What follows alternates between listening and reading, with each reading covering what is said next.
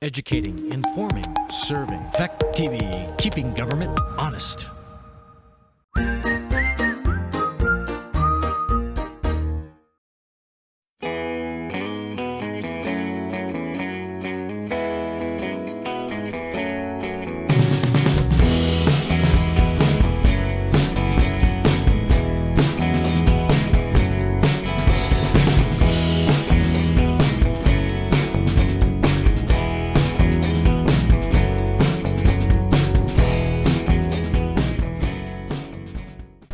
It's 6 o'clock, January 21st, 2020, the third floor meeting room, and I call this meeting to order. Any additions to the agenda for routine maintenance matters and/or pressing matters that will require ratification at future meeting? We will have an executive session at the end. Okay. Anybody else? Okay. Approve the minutes, January 7th, 2019. Take a motion. Motion to approve the minutes of January 7th, 2019. Do we hear a second? Second. Motion been made and seconded, and as usual with a phone call, we have to do a voice vote. Did anyone have any corrections, additions, deletions, whatever? I see a hand come up. Gaetano? Just for the people present, there was quite a few more people present than are listed, if that matters. Okay. Anyone else? Does that matter? It's not required that we have people that, it's good to list everybody who was there. Sometimes people come, we don't know their names.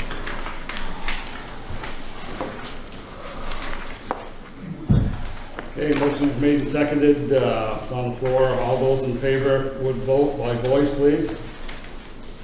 Ben, aye. Susan Hammond, aye. Gaetano, aye. Peter Golick, aye. Stephen Golick, aye. Motion carries.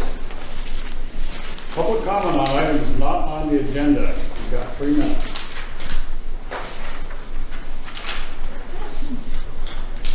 Seeing or hearing none, we'll move on down to the next item, which is the manager's report. Okay, and this will be a pretty quick report. I just want to let people know we're trying something new with the video so that you may see mostly the agenda and a small screen of people. Is that where we're on now? And we'll switch back and forth between those. So the purpose is so that the people at home get the advantage of reading the materials while the board is looking at them.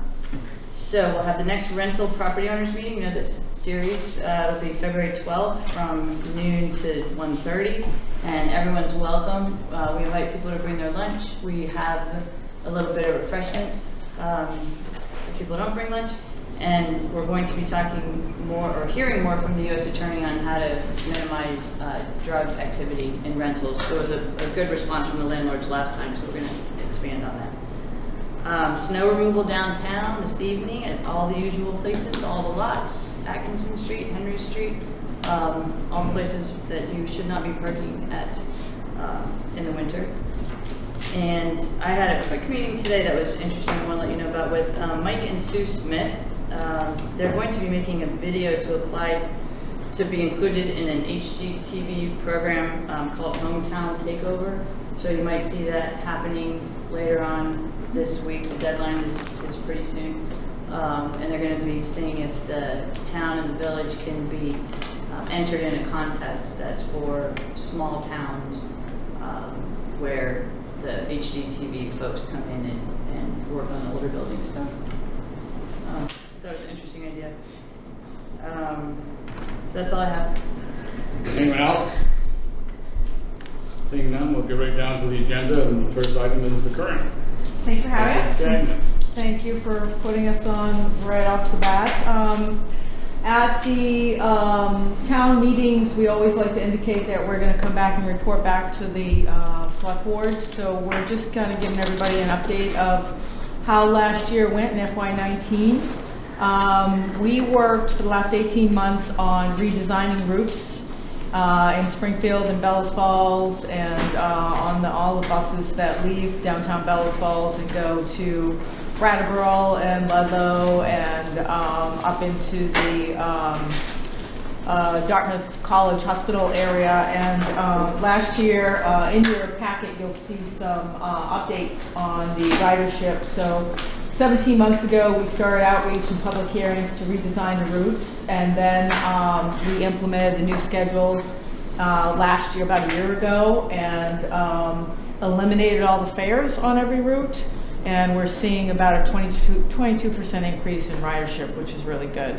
One of the other things that I discussed at the town meeting last year is we're starting a new transit app, and it's called Transit, and everyone can download it on their phone. It's active, so you can see where the bus is when it's going to arrive at your stop or head to your destination next. So it really alleviates a lot of confusion for people with where the bus is. A big part of why we wanted to come in tonight was to kind of explain to everybody what we're doing for the next outreach. And years ago, you know that the Current merged with the Mover. And the Mover is our sister company over in Wilmington, and that's cow-spotted buses, black and white with a red Mover logo. And part of that design, that idea of the consolidation was eventually would merge into ones who were more uniform. What we've decided to do this fall, the board voted to start transitioning our current Swish into Mover spots. And so what we're trying to do tonight is the start of some outreach. We'll be putting some advertising in the paper, and we'll be doing some social media blurbs. But the idea is to make the company more uniform. The Mover logo is widely promoted in the region, and it's touted as a very successful brand. And one of the other things that we're looking at for the necessity of doing this is to eliminate confusion. We have a lot of buses at our access over in the Mover territory, which is over in Wilmington by Mount Snow. And with Mover and Current Swish, it's hard to share those buses because it creates confusion. We're going to eliminate that confusion and be able to utilize a fleet of 24 buses in the summer or in the fall and the spring when they're not being utilized over at Mount Snow. So that will help kind of spread the fleet out over the two divisions. And the brand is just something that the board was really encouraging us to blend into the current system. So we're going to be starting de-striping and spotting some of our buses. We're going to start down in Brattleboro. We have 3 new buses that need to be decaled anyway, so we're going to start with a Mover logo down there. And then we'll eventually work our way up to Bellows Falls, Springfield, and up into the White River Junction area into Dartmouth. All of this is done with existing capital funds and then additional funds that we'll get next year in our grant request. So we're not coming to the town asking for more money or anything like that. These are funds that are already been apportioned to our budget for this year and next year. So this is the first public outreach and information session that we're having. Brattleboro is Randy, the CEO, is down at Brattleboro board meeting tonight and explaining that to them. So we just wanted to kind of let everyone know, so when they start to see cow-spotted buses come into town, they're going to know it's the Current. There's a lot of work we have to do with switching over the brochures, changing the uniforms, changing the street signs, switching up the website so it has the Mover brand, changing the Facebook page, and that could take anywhere from 3 months to 6 to 12 months to kind of ease into that. So I just wanted to bring everyone up to date, and I'm here if you have questions about that. Any questions? Now you're saying that you no longer charge a fee then? We haven't charged a fee in 17 months. We went fare free. Okay. We went fare free on the local in-town routes. Right. The only routes we charge on the 53, and that's the one that goes from Bellows Falls to Brattleboro. That's $1. Mm-hmm. In-town Brattleboro is $1, and to get from here to Dartmouth is $2. Now is Brattleboro, they are still charging down there on that? We are, yeah, they are. And Brattleboro contributes $50,000 to the company to support public transit down there. Mm-hmm. Okay. Anyone else? Hearing none. Thank you, Beck. Thank you. Second item on the agenda is the Public Works Finance and Maintenance Agreement with New Arch Bridge. It's in your packet. Eric, you want to take the lead on this? Sure. This is the agreement for the work that they did a presentation on about maybe 2-3 months ago. State of Vermont came down here, the New Hampshire guys, I think. It's the deck renovation and all the work that we're doing, so I've looked through it, it's no cost to the town, it's 80% federal, 20% state. So it's work that, it's an agreement that needs to be signed, so we can get it back to the state, they can proceed forward on it.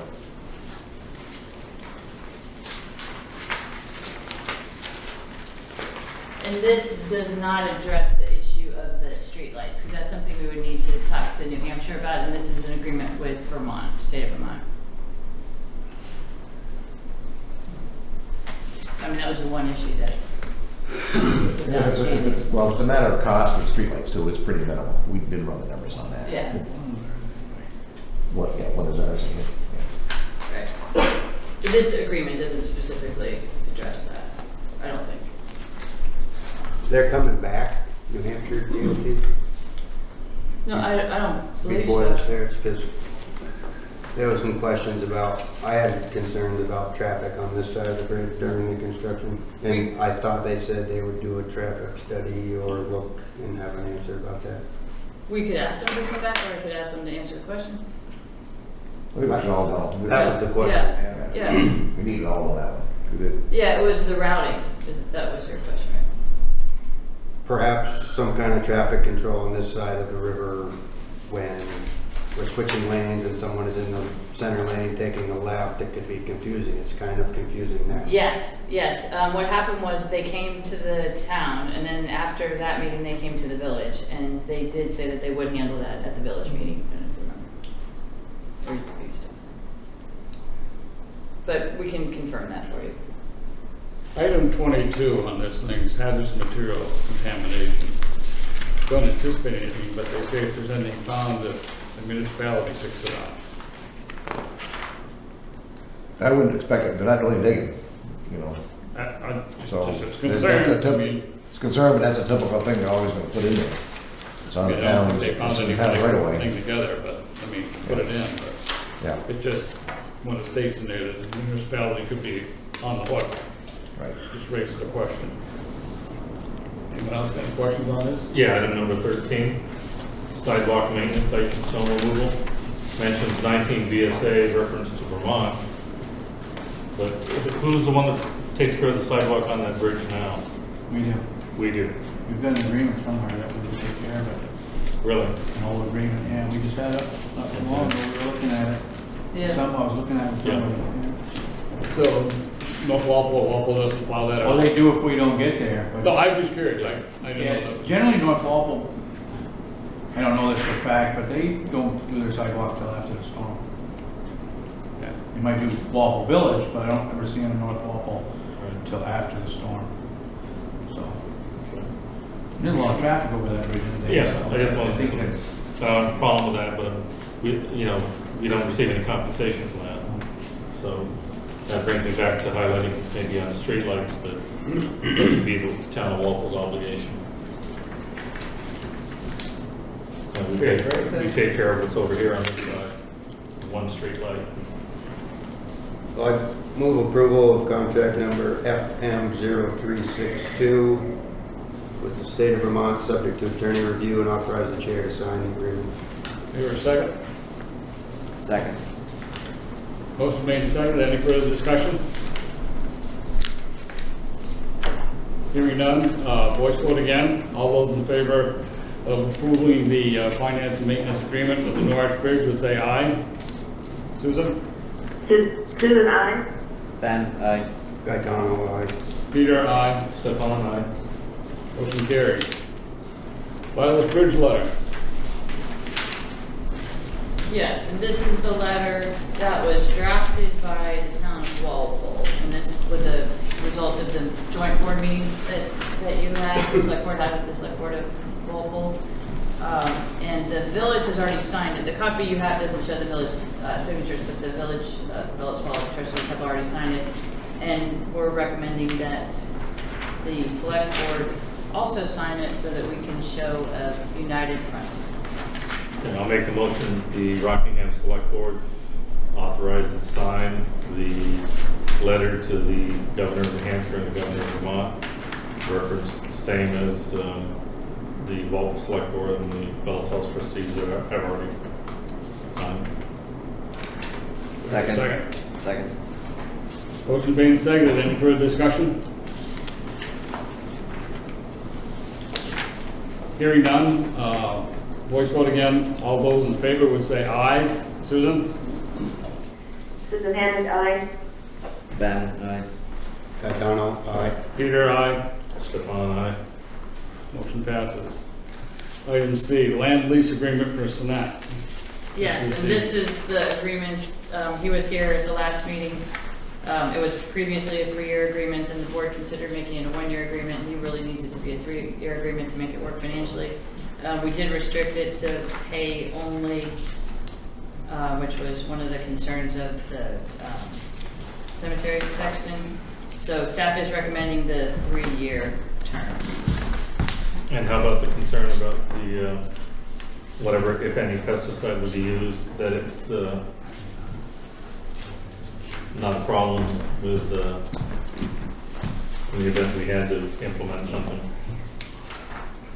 Remember that was a concern at the last meeting? And a concern, I believe, would be sexton also? The sexton is fine with the agreement the way it is. I think we said they fertilize the fields annually. Right, that is in here, but it was, Yeah. the question was, if that dirt was used somewhere else, grass probably would not grow very well in there, in that dirt. Yeah, I'm sorry, we didn't change it for that Okay. purpose. I mean, we could amend it. Well, I mean, it looks like there's, from my understanding and talk with him, that the, it may be a bit before we need space. Whether or not it would be 3 years, I don't know, but Before we need space for cemetery. for cemetery. Oh, yes, Yeah. yes, we have plenty of time. Yeah, the sexton's not concerned So, about that. otherwise I don't have any issues or hold up on it.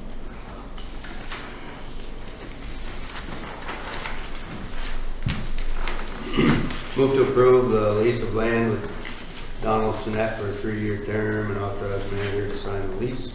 Second.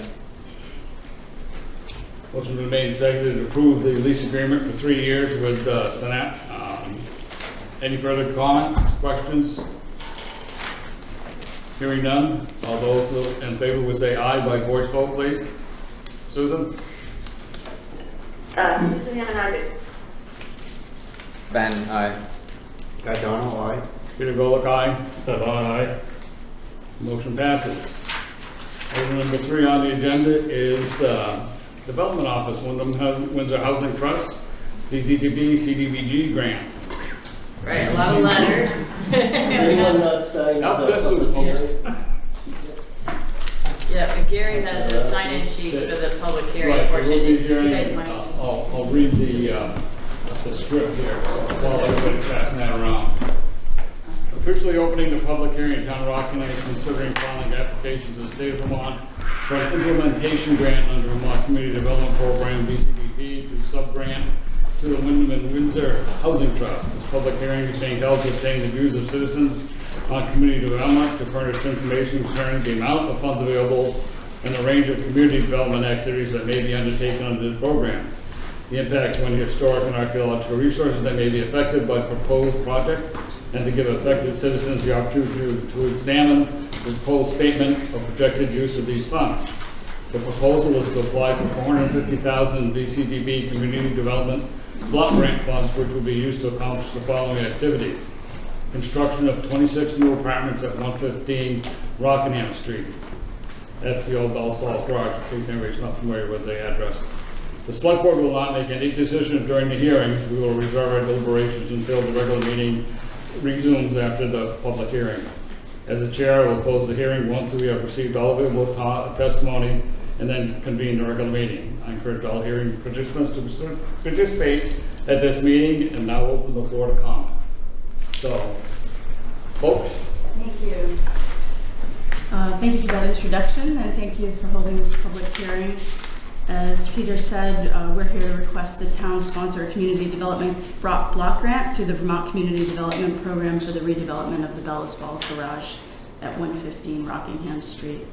I'll start off with a summary of the project, and then we'll give an update on where we are in the development and talk about some of the benefits to the project. So the redevelopment of 115 Rockingham Street will create 26 mixed-income apartments in downtown Bellows Falls. By providing a mixed-use building and residential opportunities in a walkable community, this project will meet several goals in the Rockingham Town Plan, as well as the goals in the designated downtown program. Redevelopment will include a complete exterior renovation, including insulation, or what we're calling outsolation, because the building will be wrapped, new cement cladding, and new windows to blend into the historic industrial aesthetic of the building. We're using the building's original design to inform the redevelopment design, and in many ways, we think the building will look a lot of what it looked like in the 1920s. So it won't be changed dramatically on the exterior. Interior work will prioritize energy efficiency, indoor air quality, and accessibility. This will also be a mixed-use building. It'll have 26 apartments, one community space on the top floor with an outdoor terrace, and one commercial space on Rockingham Street.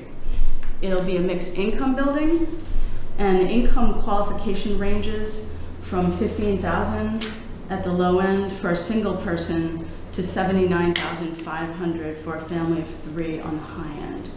Rent levels will be set to serve a variety of folks in the community, and we anticipate seniors being attracted to living at the Bellows Falls Garage.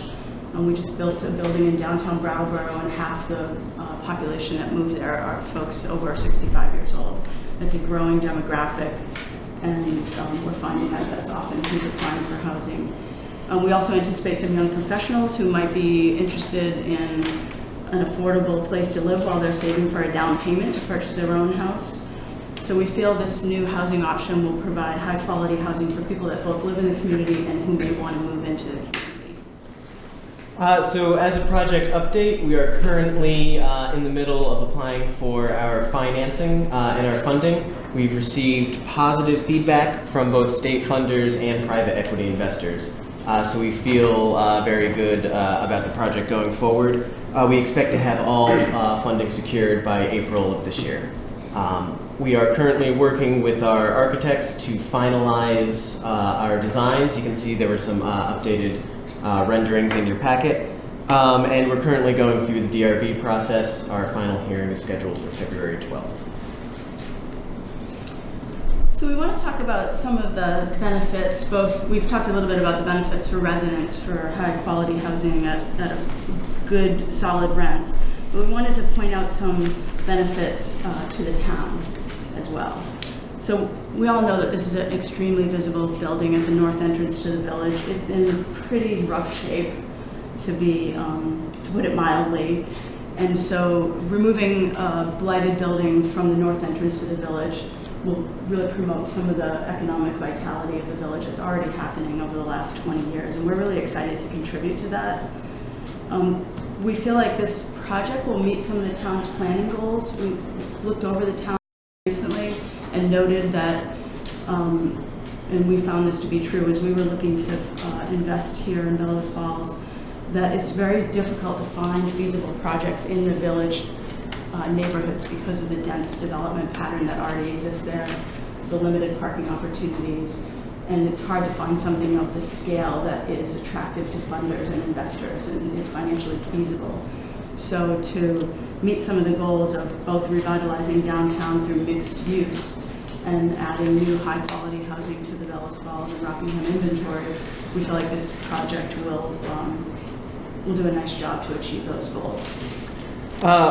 Also, in terms of benefits to the town, we're pretty excited about the financial benefits. The property will generate between $28,000 and $30,000 in property taxes. And if you equalize that with all the other properties in town on a per acre basis, the building itself will be the most productive building in the town, most productive non-industrial building in the town of Rockingham. The hydroelectric plant is quite valuable, but it will be the most productive plant, and we kind of have a chart showing that. So if you just look at all the property values in downtown, or not only in downtown, but in the rest of the town, in Saxons River, and the rest of the town of Rockingham, and you just compare their taxes divided by the acreage of the lot. So this is the board. You can see clearly, this is just kind of shows the benefits to downtown redevelopment. You can clearly see where your downtown is. You can also see where Saxons River is. But if you look here, you can we have 51 squares, this yellow line here, which is a very productive property. We have 45 Rockingham right here, which is the Canal House, pretty productive property as well. But on a 0.16 acre lot, $30,000 in taxes is very, very productive when you're looking at it on an equalized basis. Additionally, that number represents about a 1,000% increase in the assessed value of the property from what it is right now. It's assessed right now at around $84,000, and our assessed value will be around $871,000. This puts it in the top 30 properties in town in terms of assessed value. That includes some large land holdings, and it doesn't take into account any current use deductions. It includes some churches and educational facilities. So this is will be a very productive building for the town in terms of tax revenue. And then our market research shows that 1 or 2 person households, the demand is very strong in those categories. And 22 out of 26 apartments will be either efficiencies or 1 bedroom. So when you look at the impact on the school system, there's the potential for some families to move in here with school-age children. There are 4 2-bedroom apartments. There could potentially be up to 4 students, but that wouldn't be an increase on the school budget, but it would be an increase in the taxes going to the school. So your per pupil spending will actually go down in that case. So that's a big benefit to the school district as well. Additionally, Stewart Property Management will be managing this building for us. They've received accolades from town officials, the health officer, and town management about their management of the physical infrastructure of the building, as well as their tenant relations and tenant selection policies. So we feel that adding to their portfolio in Rockingham is a great way to strengthen the housing options in the town of Rockingham. We also wanted to talk about the cost to the town of approving and sponsoring this grant, and it's basically minimal. It would be some of Wendy's time, and we've worked with the town of Rockingham in the past. Actually, you've sponsored our home repair program years ago, and so there's a bit of back and forth when reports are due and some administrative functions. It's fairly minimal. However, in the budget, we've allocated $10,000 for administrative costs, so it would cover any of Wendy's time. And in addition, because of these funds, the town would be subject to an audit. I believe based on some of the other funds that the town is already receiving, you're already subject to that audit. And so this would be a nice contributor to those costs that are already on your plate. And so that's another nice benefit to moving forward with this request. And then finally, we just wanted to talk a little bit about the fact that these are federal tax dollars, so every resident in Rockingham is already contributing to this pot of money, and there's very few opportunities to bring federal money directly back into town. And the Community Development Block Grant is one way to bring your dollars back into the community where you live. And so it's a nice benefit to have a Community Development Block Grant. And we calculated that it's likely that each individual taxpayer is, depending on what their income is paying between $2 and $10 a year. And this grant would bring $450,000 of federal tax money back into the community. So it's about $110 per taxpayer. So we're leveraging your tax dollars locally in a way that hopefully will really benefit both the residents that will live in the Bellas Falls Garage, but also to the village and the taxpayers in general. Wanted a quote from the town plan, which I thought was really apropos given what we're trying to accomplish. This is right out of your town plan. A vibrant downtown Bellas Falls is critical for the future of Rockingham. The downtown needs to be many things to many people, serving the greatest constituency of people to maximize the use of our built environment. as most New England communities have learned to appreciate, the best balance for a vibrant downtown is to promote the mixture of residential and commercial uses.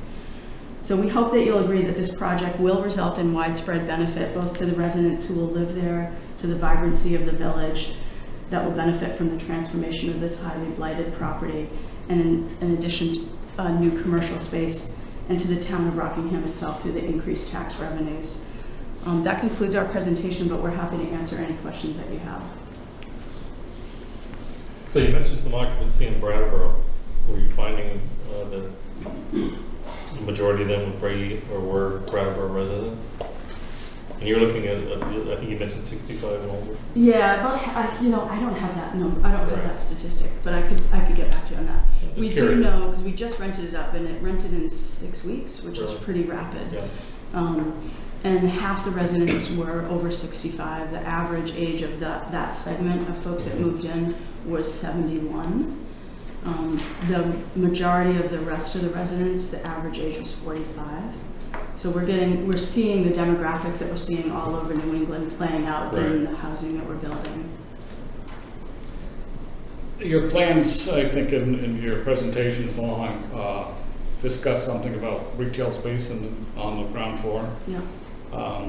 That being said, do you anticipate people that are renting in downtown now perhaps moving to that space? We don't know because it's so far out. I'm just thinking that we're going to create empty that's a really good storefronts here question. versus new building and all that type of aspect. I think, we did reach out to the Downtown Business Alliance when we were doing the design, and one of the questions we asked was, what kind of non-residential space would you like to see at that end of the village? And the zoning bylaws don't require us to do non-residential space, but it is sitting right up on the sidewalk there, so it just doesn't make sense, I think, to have a residential space so close to the sidewalk. And what we heard from folks was that they would like to see retail space there because I think one person put it, having an open flag in front of a retail space right at the entrance of the village is a signal, come down this road, we're open for business, and that would be a really welcoming experience for visitors coming into town. So I didn't get the sense that people wanted to move, but they saw it as a way to welcome and invite people to come into the village instead of bypass it. And the space will be sized appropriately. We also have our commercial spaces on the Exeter block and the Howard block, which are, Stewart Property Management is pretty confident that they would be able to rent this as well without cannibalizing our own commercial spaces. So, we coordinated with them, and we think the size and the location are good, and there's an excess demand. Yeah, parking could be an issue back there with the private lot across the street, so that might hinder somebody attempting to move out of downtown where there's public parking places too. Yeah. So I just thought I'd throw that question out. Anyone else on the board have any questions? Sure, I got one question. It's kind of not relevant to this grant application, but going back to that, you said you got positive feedback and you kind of feel like you're going to get this grant, you're counting on this, you're going to be funded by April, you said, but you haven't applied for this one. We have not applied for this, so our largest source of funding is private equity through investment in a tax credit program, and they're kind of the main driver. Everyone kind of looks to that program to see how you do in that realm if you get funding through that, and they I'm trying to find the right words here, but they look to that to kind of inform their decisions and see that. And in that program with the Vermont Housing Finance Agency, we have a very competitive application, and we already have an interested investor. So with that in mind, we will apply, and so we've talked with VCDP too, and we've said it's a great application. And VCDP meeting's actually after that tax credit meeting. So just based on the feedback we've heard from VCDP, from the Vermont Housing Finance Agency, and from the Vermont Housing Conservation Board, we feel very positive. This is a good project. I wanted to just add, we also bring folks down to look at the building And so all of the funders that Pete just mentioned, with I think the exception of the tax credit funder, have been down here and toured the building and walked around the village. And so when they see our application in writing, they have a sense of where it's located, what it looks like, what kind of impact it'll have on the town. And as one funder said after touring the building, "Oh, we gotta get this one done." That was a direct quote. Now, that doesn't make the decision, but it's a signal of how exciting the project is when folks come down and look at it, because they know what kind of impact it's going to have. And then just these sketches here, this is your finalized. I remember discussion, is this, you're going up another floor or you're not? Right? Yeah, so the you can see that it's... I can't read the key. Right, it's a little small, yeah. And on the screen, it's a little dark on there too, but yes, that is one floor. The fire chief signed off on that. Okay. So I remember in your earlier discussion, like, I think the architect said he would hang a balloon, remember? To like see. Oh, to see the visual impact? Yeah, that's possible, yeah. So it's going up 12 feet or something? One floor, so yeah, probably about 12 feet when all said and done. And that's like an open concept area on Rockingham Street front? So, correct, on the south side of the building. So you have the community room and then an open air terrace off of that. Yeah, that was an interesting point of discussion, because when we did that, we had a few community meetings and you had attended those, so I appreciate that you got a chance to be a part of that. We had talked about maybe a terrace in the back and of course overlooking the beautiful Fall Mountain and the canal, and that was really exciting. And then, but the other consideration for having the terrace in the front was to give a sense of liveliness right on the street and a sense of that end of the village being a public space. And Front porch capital of the world. Exactly. Yeah, and the architect, when he pointed that out to me, because when we saw the second renderings and he had the terrace on the front, I thought, oh, what about on the back? And he really made a strong case for having some sense of movement and aliveness out on the street as a way of creating vibrancy in the village. And then it also made sense in terms of the apartment configuration too. For those reasons, we did it on the front of the building. People like to people watch. Yeah, right. Yeah. It's a good way to slide down on. Okay, the public, does anybody in the public have any comments they'd like to throw out? Debbie? I only have one concern. Well, you already brought parking, which of course, I anticipate there won't be any parking spaces marked out on that side of Canal Street going up the hill. That won't change. There's no parking right now from the stop sign back heading north on Canal. The other part was only concerns of additional burdens on our services, such as police, fire, that sort of thing, the ambulance. Those are my only concerns with adding some 26 to 40 people, I'm estimating based upon the numbers you just gave, inside the building, and whether we would have additional service issues like we do with some of the larger apartment buildings we currently have. For instance, the one I live next to and that sort of thing. That's my only concern, is the additional burden on the village services. Thank you. That's it. So as far as parking, we will have some underground parking in the building, and through the DRB process, we're looking at providing the rest of our parking either through the municipal system or private partnerships, which is allowed per the zoning. But we do have the zoning requirement to go through as well to make sure there's adequate parking provided. As far as services go, the building will be fully sprinklered. So as far as in the horrible, unfortunate event of something happening there, we do have that. I also checked in with both the health officer and with Stewart Property Management on issues around our other properties in town. And I think this goes to Stewart Property Management's commitment to tenant relations and tenant selection. So the health officer stated that in his memory there have been no issues on any Stewart Property managed buildings in Rockingham. And then Stewart Property Management said, in terms of police calls, especially is what I asked specifically, she was not aware of any. Not to say that there aren't any, but that in terms of it being an ongoing issue of police showing up every week or anything, that's something that Stewart Property Management would have been made aware of, and she just wasn't aware of really any instance. So we don't anticipate, obviously when you have 26 people, there will potentially be ambulances and things like that. But we don't anticipate anything out of the ordinary, especially with some, a lot of residents will be coming from the town of Rockingham regardless. So. Sue, do you have any comments or questions? No, I'm all set, thank you. Very informative. Back to Gaetano. One more. Yep. The lot next door, that was an option back. 88 Canal. No, it's an option. We don't want to obviously make any decisions on that until we close on this property, but no, we're in active talks with that owner. Anyone in the public have any comments before I close the hearing? Seeing none, public hearing is now formally closed, and we will continue with the regular meeting of the Town of Rockingham Select Board. Thank you, ladies and gentlemen, for bringing that in. There's this motion, if one wishes to make it.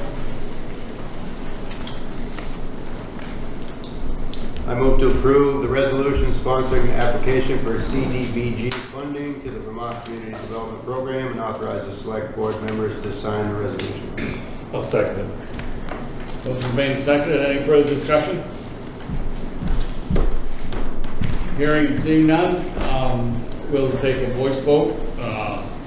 All those in favor of approving the application would say aye. Sue? Sue? Susan, aye. Ben, aye. Gaetano, aye. Peter, aye. Stefan, aye. Motion passes. Good luck. Thank you very much. Item number 4, appointments. Your appointments to a couple of committees, commissions. First one will be for the Conservation Committee. Chuck, you want to Chuck is here to speak to speak to that. that? The Conservation Commission? Yeah. It's pretty much explanatory here, but I didn't know if you want to. I have nothing else to add. Well, maybe just for the public, we're requesting that Laurel Green be appointed to the Conservation Commission for state mandated term of 4 years. And then you have information from her here. I move to approve Laurel Green to the Rockingham Conservation Commission. Second. Which is made and seconded to appoint Laurel Green to the Conservation Commission. Any further comments, questions? Sue, you all set? All set. Susan Hammond? Oh, Okay, all those in favor would say aye. Now you can go. okay, Susan Hammond, aye. Ben, aye. Gaetano, aye. Peter Golick, aye. Stefan Golick, aye. Motion passes on Conservation Commission.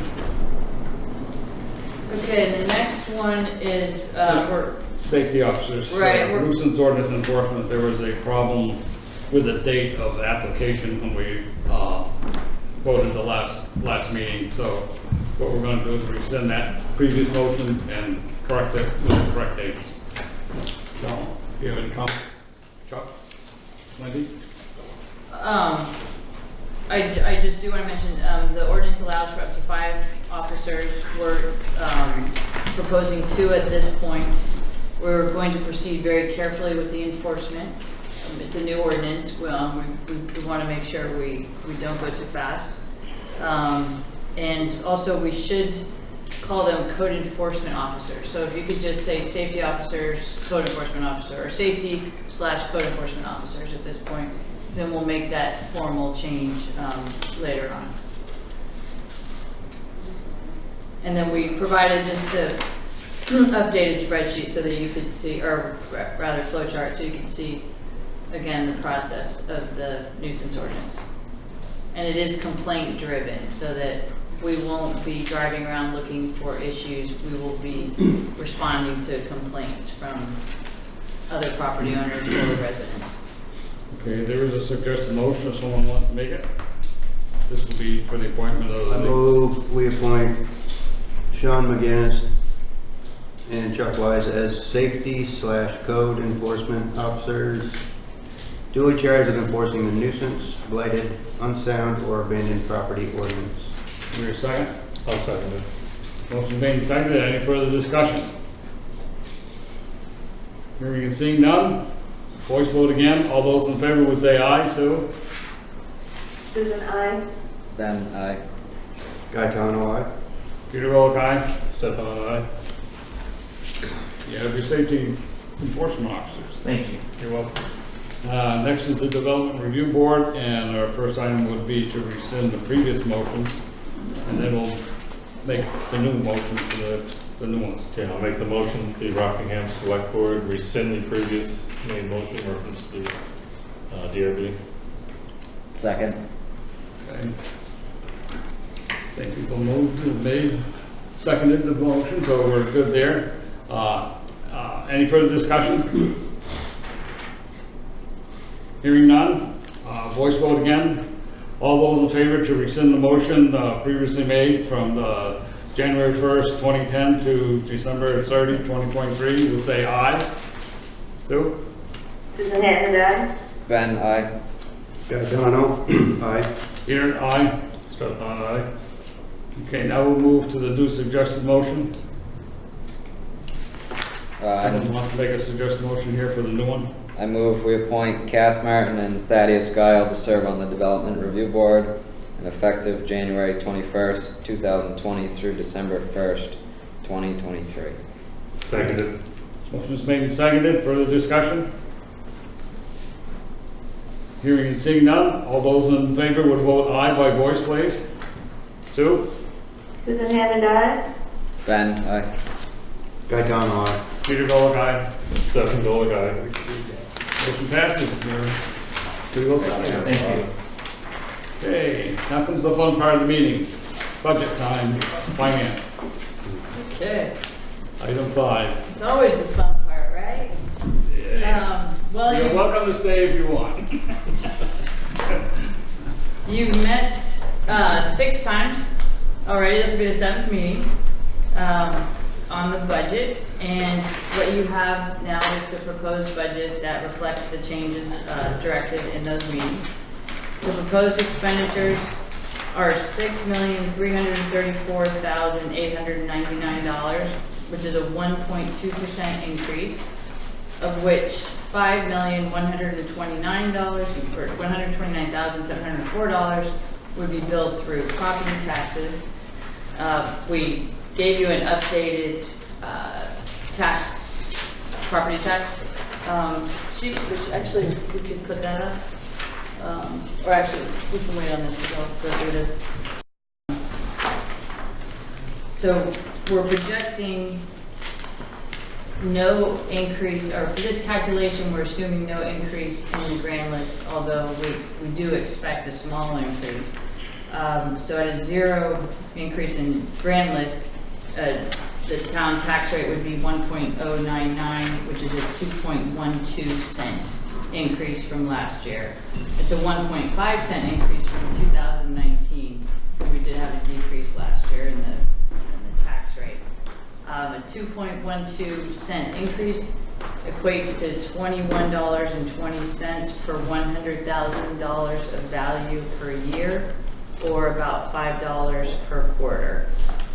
And it's important to note there's no use of fund balance of either the highway or the general fund, because last year, if you recall, we did use fund balance. So we detailed the increases or changes in the general fund, which I can go through that if you like, or... Wasn't there some talk in the, an article using some of the money from the fund balance for highway? Yeah, and we'll get to that for Hyde Hill. Right. But the budget as proposed does not include fund balance. And last year and the year before it did. That's on the Shannon, if you could go to this one. That budget does not take into account if any of these articles are implemented? No, the articles are separate, which is how we traditionally do it. But I think what we should do actually is when we describe the articles at town meeting, we ought to describe it in terms of cents. We didn't do that last year. That's one of the reasons the fire truck numbers hit us so hard when we didn't get the grant. We weren't planning for that amount of increase, because even though folks voted for it, we still had to account for it in the budget. And so that's the suggestion I would make for a town meeting, is that we'd be much more clear about the impact of those votes. Well, we could, but I think typically folks know the amount of 1 cent increase, especially those that attend the meeting. In fact, I'm pretty sure we would have announced it in the discussion. Well, we didn't do it for the articles. Okay. But in any event, what I was saying, the use of fund balance is the column on the right. And so last year and the previous year, fund balance was used. And that was appropriate. We had sufficient fund balance. We had more than we needed. So it didn't make sense to keep those balances high when they could be used to reduce taxes. But we did wean off of it. So we went from 100,000 the year before to 50,000 last year. So there you can see the history of the tax rate. So I can go through the major changes, if you like.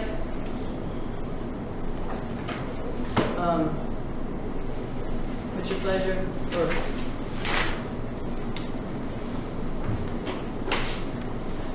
I'll just have any questions on the budget as proposed? Does anyone want to contribute any further changes to the budget? Well, the one outstanding, you want me to go talk about the one outstanding item is the Public Works Director position. We did look at this more specifically because it was being discussed. Staff does not recommend deleting this position. The total cost is $119,500 or an hourly rate of just under $60. And for many reasons, staff believes that eliminating this position would cost more than it would save and would likely result in a reduction in services to residents and businesses of the town. It's not a requirement of the position that the Public Works Director be a civil engineer, but our director is. And we've received a lot of savings by virtue of him being able to sign and design, especially obviously roadways and culverts. The largest single example of this is the Burt Blake and Park Street project. That was a village project, still is a village project, installing new water and sewer on Burt Blake and Park Streets. They were upgrading the town decided in 2018 to use that opportunity to upgrade the roadway and improve the sidewalks and curbing in some cases. So the town paid the difference between what the village would have been required to do and the expanded work. And this way the town received a tremendous discount on a project that was planned for the future. So, and because Everett's a licensed engineer and because he's familiar with the runoff patterns on those streets, he was able to prepare specifications and elevations for gravel base, additional depth of paving, and improved stormwater facilities. We estimate the cost to the town of that project, the incremental cost, to be $330,000. We don't know yet because the project isn't complete. It's in its winter break. So, but we're pretty confident it'll be that or lower. And that's almost $200,000 savings versus the planned $515,000 scheduled for that project 7 years later. So not only did the residents and property owners of those streets have an improved road and better stormwater for much less cost, but they had it 7 years earlier than they would have. And I definitely expect to see an increase in the grand list because of that project. And then just general data, you asked to know what outside engineers cost, generally from $100 to $130 an hour versus $60 for the in-house position. During the 4 years plus when the town contracted with Hammond Engineering at a lower rate of $70 to $80, so the rate was already discounted, the costs were $106,000 per year, and that wasn't full-time engineering, that was part-time engineering. So it's $106,000 per year is what we paid. So we would pay more than that to another outside engineer. Other town staff, primarily the highway superintendent, the finance director, and me, would be picking up the work that is done now. Those staff range from $49 to $53 an hour, so there wouldn't be significant savings, and in fact, it would just slow us down. We're concerned that that would be a project or a problem. So the projects next year include the new arch bridge maintenance, hopefully Hyde Hill drainage if it's New arch supported. bridge maintenance? I'm sorry? What is new arch bridge maintenance? The new arch bridge maintenance project that we just talked about, the public works director would be coordinating that. Engineer service needed for that? No, it's coordination. But you don't need engineer service for that? No, for many of for much of the work of the public works director, and it's not required that the public I'm works just director asking. be an engineer. I'm asking a question because you're referencing how much it costs for outside engineering costs. Yes. So, Yes, and that's a separate, that would not require, I mean, engineering wouldn't hurt, but it wouldn't require that. good. Hyde Hill drainage, there already has been some engineering in that work, so some of that would be engineering, some of it would just be normal public works director work. Depot Street Bridge coordination, we've started that work already. That's not, there's no engineering service. It's not engineering, Okay. but it's important Okay. public works director work. And then You're referencing engineer costs a minute ago, so. right, so I moved on to just general public works director. So design of the Depot Street Bridge, that's V-Transit's coordination, that's what we were just talking about. There's a lot of utility coordination, roadway coordination. Somebody has to handle that for the town. So there's no director, it would again be probably Mike or me. And then the drainage work and paving of Griswold Drive and the adjacent streets. That will involve some engineering, stormwater and roadway. What year is that? Next year. It's planned to be next year. So if you want to look on the, a couple pages back, there's a page with pink drawings that shows you what we did this year. 2 pages, one is the town as a whole, and then I didn't know that was Barry scheduled Mann for 2021. I thought we were still working out the funding because it was upwards of $10 million project or something, right? And this isn't the final, this is Summary or? That's my question. this is stormwater and One intermediate. at a time, can we talk one at a time, please? Sorry. Ever can expand on that? Okay, it's, well, when you're talking the major work on the drive, you're probably talking 20 years down the road, 20, 30, to really upgrade it. Much as people don't want to hear that, but for next summer, there's some drainage work that needs to happen. Some drain lines, you gotta replace the drain lines that are rotting out, quite a few of them. So it's gonna, mainly just on Griswold Drive, not all the rest of the hill, not all the rest of the streets up there. The town crew, that was gonna be designed in-house, and town crew was gonna do the work. So that would happen April, May, June, probably May, June. Patch back in there, and they'll be actually shipping. We're doing overlay and then the chip seal after we patch it. So you're gonna do some drainage work on There's a Griswold Drive? substantial amount of drainage this- work. Next year? Yeah. Well, this year. Well, this year, Yeah. into next probably, but. Well, no, May, June. In 2020. Yeah. What about 2021 for this budget? Oh, well, actually, some of that, 2021, we're doing this work in anticipation, so the paving and the chip seal will happen in 2021, so we need to do this work. Okay, In so this it's already budget. scheduled and funded for 2020, this drainage work here. Yeah. In the Hyde Hill project, when will that kick in? I mean, We have to get the grant, probably be late fall, hopefully, we get, late summer. I mean, A lot of that depends on the release of the grants. in regards to that, has anybody been checking the retention ponds, that we need to do any work with those? I mean, that, if something happens to one of those, or, we could jam up that, outlet inlets right there by the, talk about halfway up Hyde Hill. I didn't know if anybody's been checking the holes, I know that's an issue. Yeah, I mean, there's a lot of settlement area there.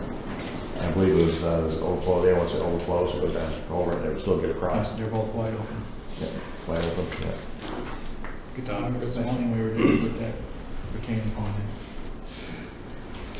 is. I'd like to go back to the manager's note, a 2.12 cent increase. So that's based on a $100,000 value home. So if you have a $300,000 home, you're paying 3 times that. If you have a $1.3 million property, it's excessive. That rate is just this town tax.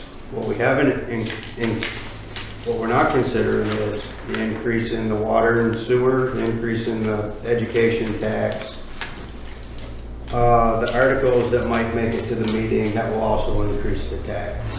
So, as I've said since I've been here, and the reason I ran and sit in this seat is I represent the people that voted for me, who are tired of their taxes. I've said it last meeting, in 10 years, our spending has gone up $2 million, while our grand list, the value, has remained the same. It goes up and up and up. So this sentence that the manager typed, it's not accurate if you own a $300,000 home. If you own a large property, if you're also prepared to be hit with your water rates, your sewer rates, your education, and perhaps some of these items, you could be looking at a very large increase in taxes, again, every year. I'm in favor of level funding this budget, and we need to minimize our spending. And I've said this before, that's all I have to say.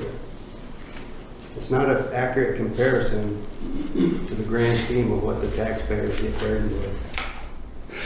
Well, you have to go back, you mentioned those articles on a town meeting warning. You have to go back and look. If the people vote those in, we don't have much choice but to accept them. It's So the not up only to way- me. This is up to me. Yes, I'm adding in other additional costs that aren't written in the one sentence the manager read out loud to make it sound like it's a minimal tax. $21 for someone at $100,000 Which value. when It's we get to the excessive to others. Which when you get to town meeting, when those articles are brought up, that's when you want to mention that if this passes, you will be adding X amount of cents, dollars to your tax rate. I understand. Okay. I'm referencing that. But This in the is our past- job. This is our job. In the past, it's been, the budget last year passed with no qualms about it. We had an increase in the school tax, we're gonna get another one this year, supposedly, they're warning us maybe a 6 cent increase. You got debt load up here, if you look at your 2 pie charts, you wanna pull up the revenue one to start with.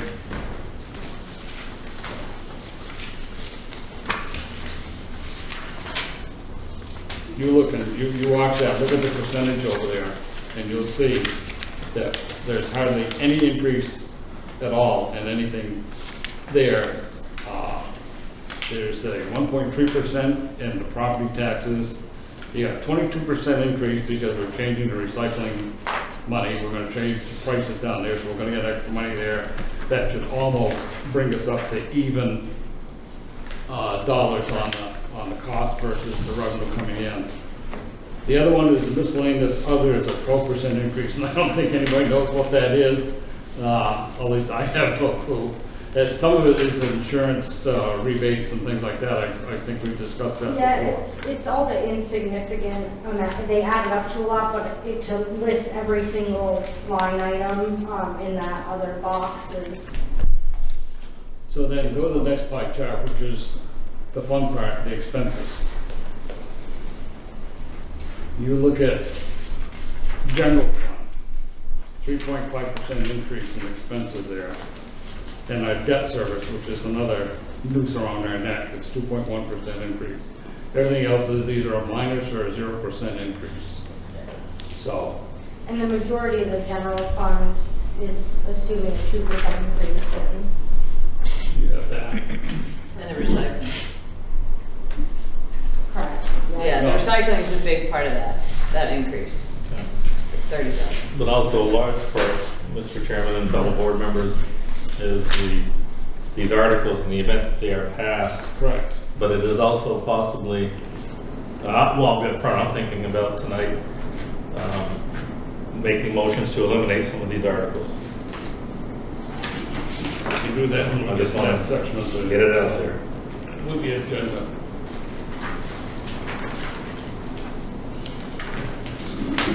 But if you go back, they do add another column on here that shows you the tax increase from cent to cent. 2017, there was a 8.22 cent increase that went up.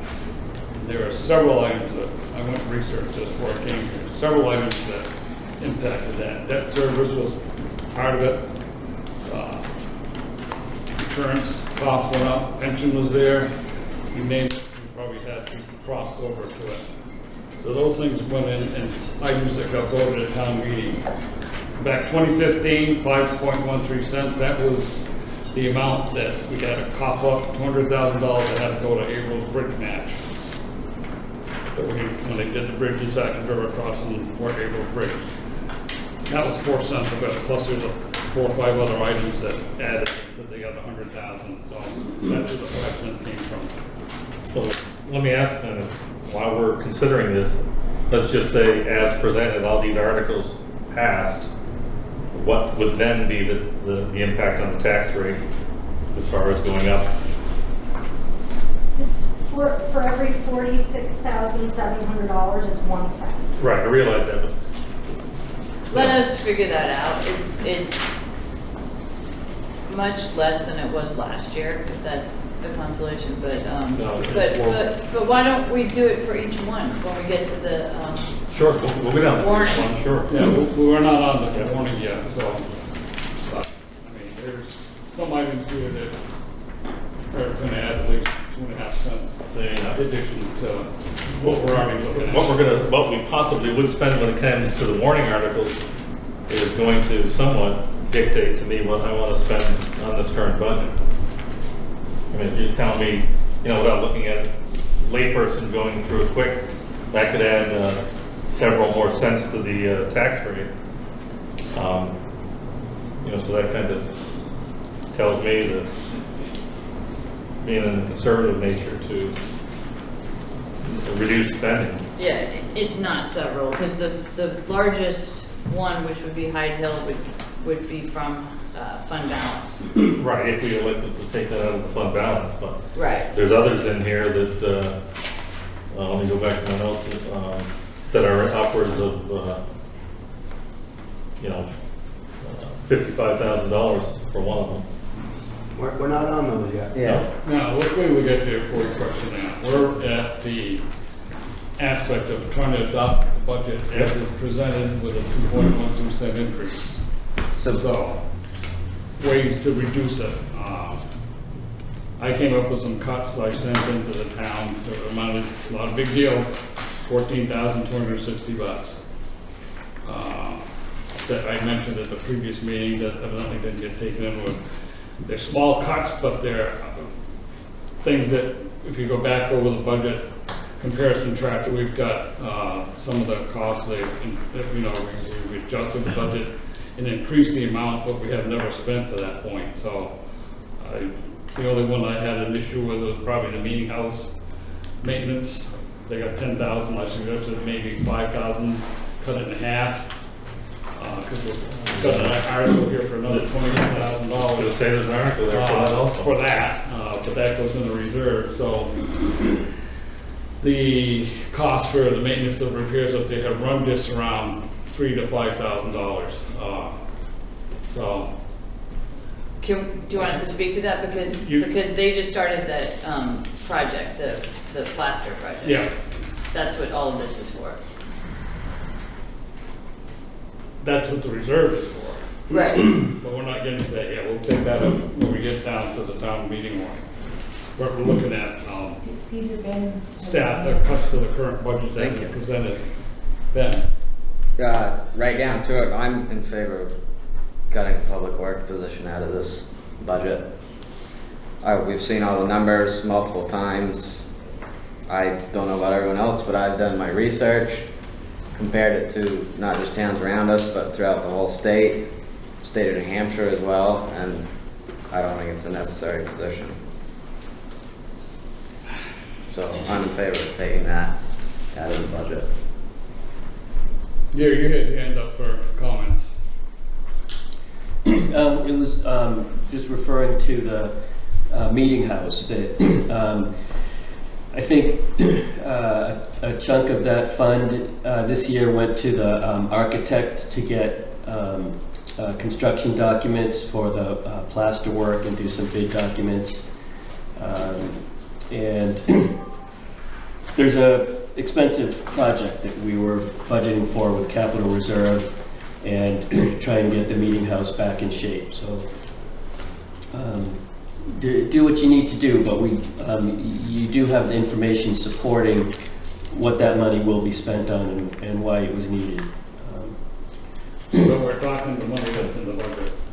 Yes. Can you, Going forward. could you tell us what's in that fund right now for restoration on the meeting house fund? So there's a cyclical maintenance plan that is required to keep the meeting house, which is a hundreds of year old building. Well, you're all familiar with it. I won't go into the details of the building, but in order to not let it get run down like it is today, where plaster is falling, you can't use the upstairs. We had a cyclical maintenance plan developed in 2005. We presented that to you in the summer, and the dollars that are in the annual budget are to perform that annual maintenance, But what's like any the- preventative maintenance plan. Currently, right now? I can answer that. Sure. The meeting house fund that was created, Yeah. so, in FY '20, we transferred 60,000? 22,000. 22,000? And, then they're asking for another 22,000 to be raised by taxes. Mhm. And then the 10,000 in the maintenance line, which is all outlined for this work. So it would take all of it to complete the work necessary to get it Okay. where it needs to go.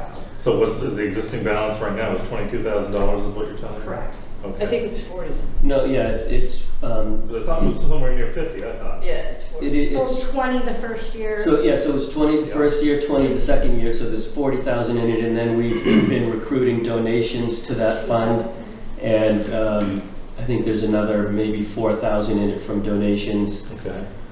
The plaster work is well over $100,000, and we will work through as much as we can and continue on with it.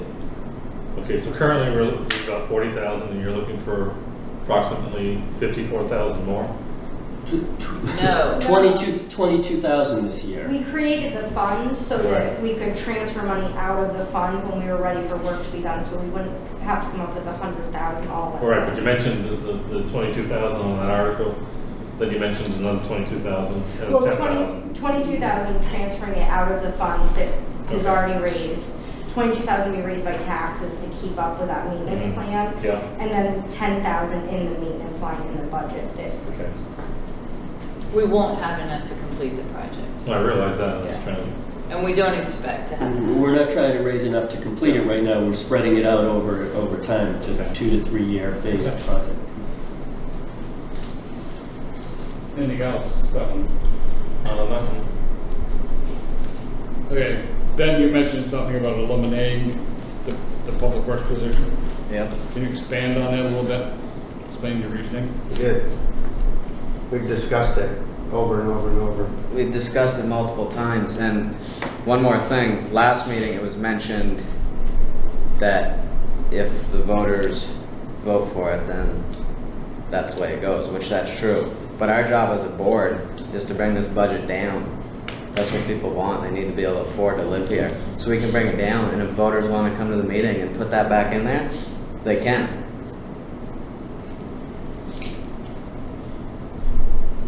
I feel like when we say that if they want to take it out, they can, that's just us taking the easy way out. So that's my reasoning. Okay, so how do you propose to get these projects completed that we What got coming up? projects? there's plenty of them on the horizon. They're gonna have to have somebody here. For 2021 budget. So here we are, so we're gonna eliminate this position, and then for 1 year, and then probably another year, we're gonna try and hire somebody back again? Is that your thinking? It's not my thinking. I'm one board member. No, I'm just saying, is that, I mean, I'm trying to follow progression. You hire an engineer.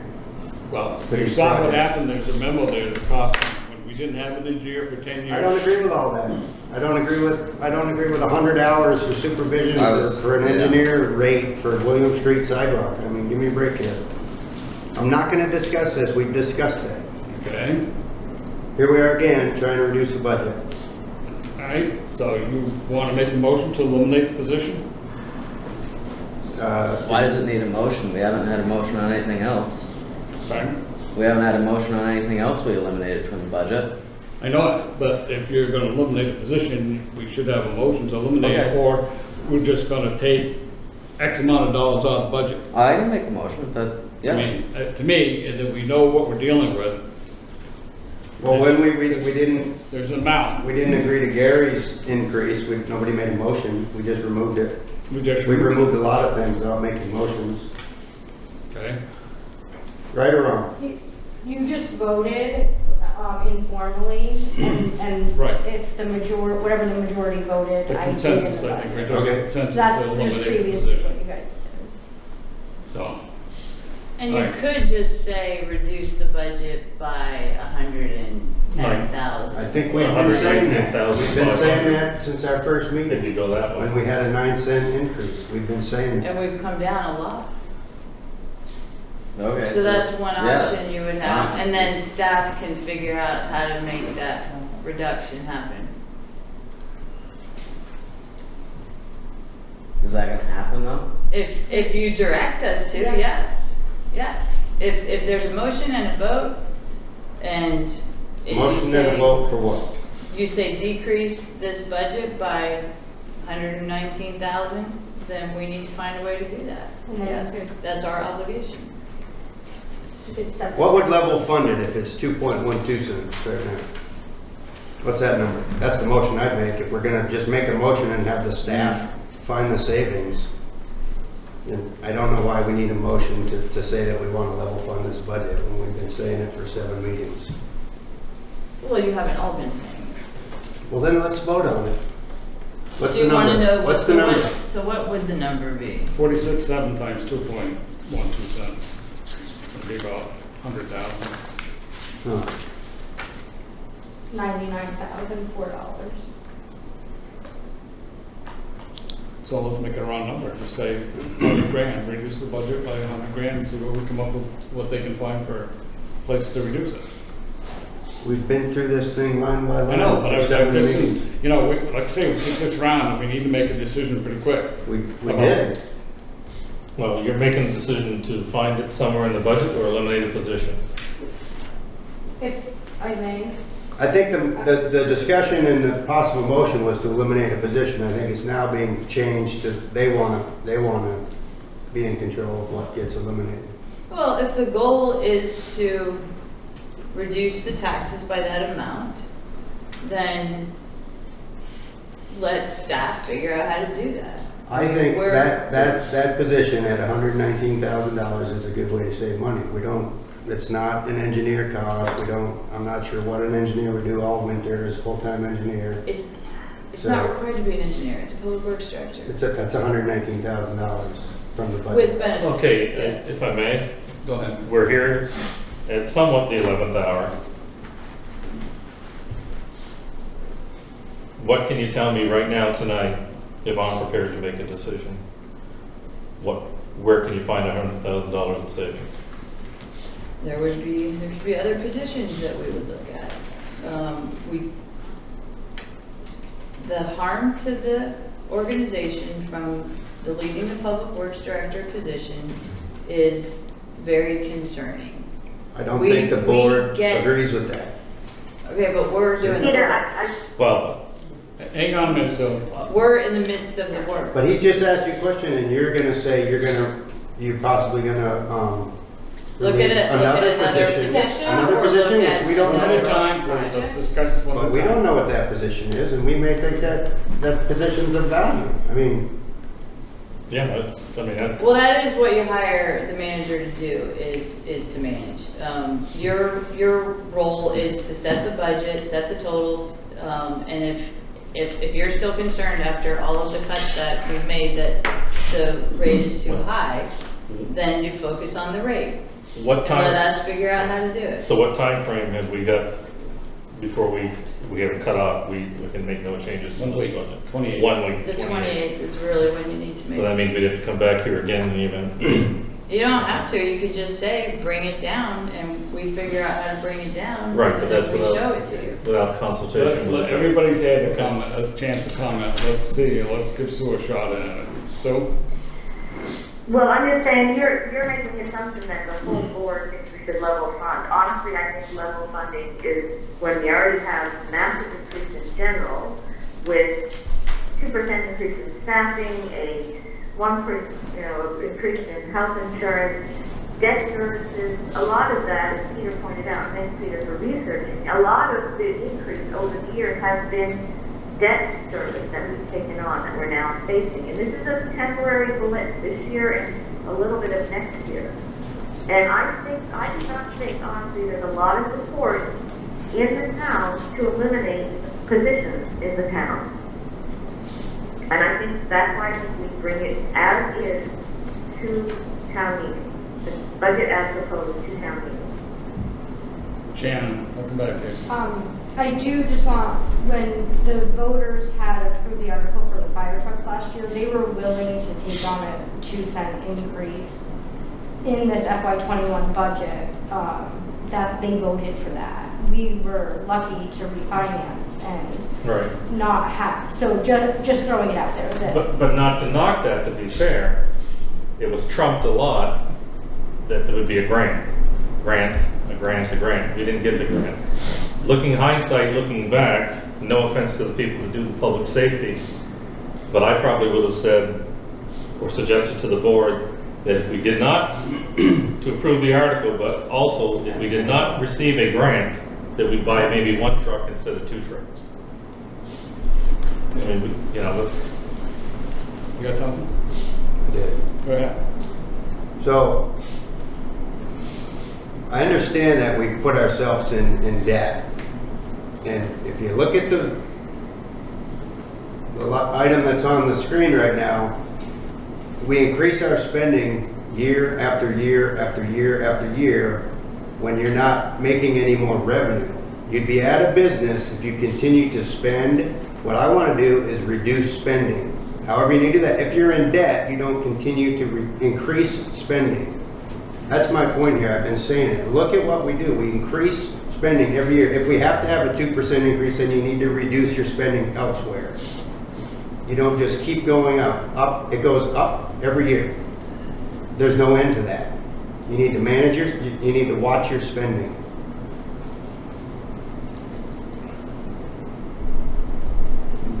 Michelle. There's lots of conversation about what the voters will do at meeting. And the reality is voters don't elect you to not make those hard decisions. They elect you to make those hard decisions. And you know that every time you get a phone call from a citizen or walk up on the street, they want you to do something.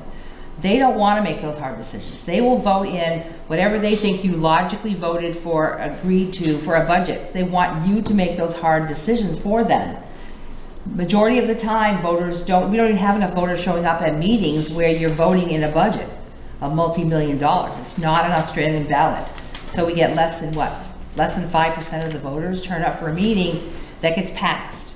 So you make the hard decisions. They will live with those hard decisions because you're elected to manage them. And you elect them, and you hire a manager to do that for you. Thank you, that's it. Michelle? Excuse me, there's many ways that we can look at the spending that goes on in this town. I'm in possession of one of the annual reports, and it speaks to the 2016 and 2018 budget. One of the things that we might look at is the library, okay? I did a comparison, and I have something to say with the budget as well.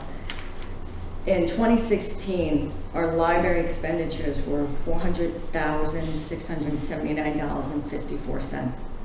Okay? I found a comparison online, and it's the Council of the City of New York.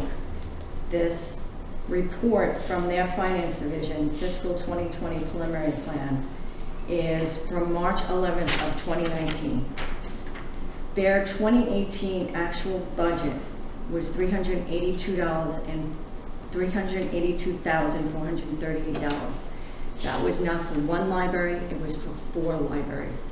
Our one library has an actual budget that far exceeds a place that occupies approximately 8.4 million people. We have approximately 5,000 people in the town of Rockingham. We have an exorbitant library budget.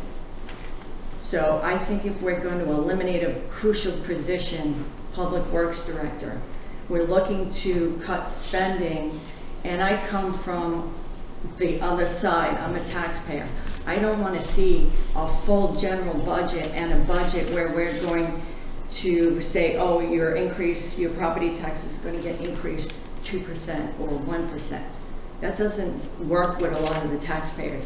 I want to know through our budget if we could break it down into smaller components and put it more for an Australian ballot instead of just giving us all one general fund with these numbers on it. In layman's terms, people look at their property tax bill and we just pay things. Our country just keeps spending and spending and spending, and there's no overseers or there's no checks and balances.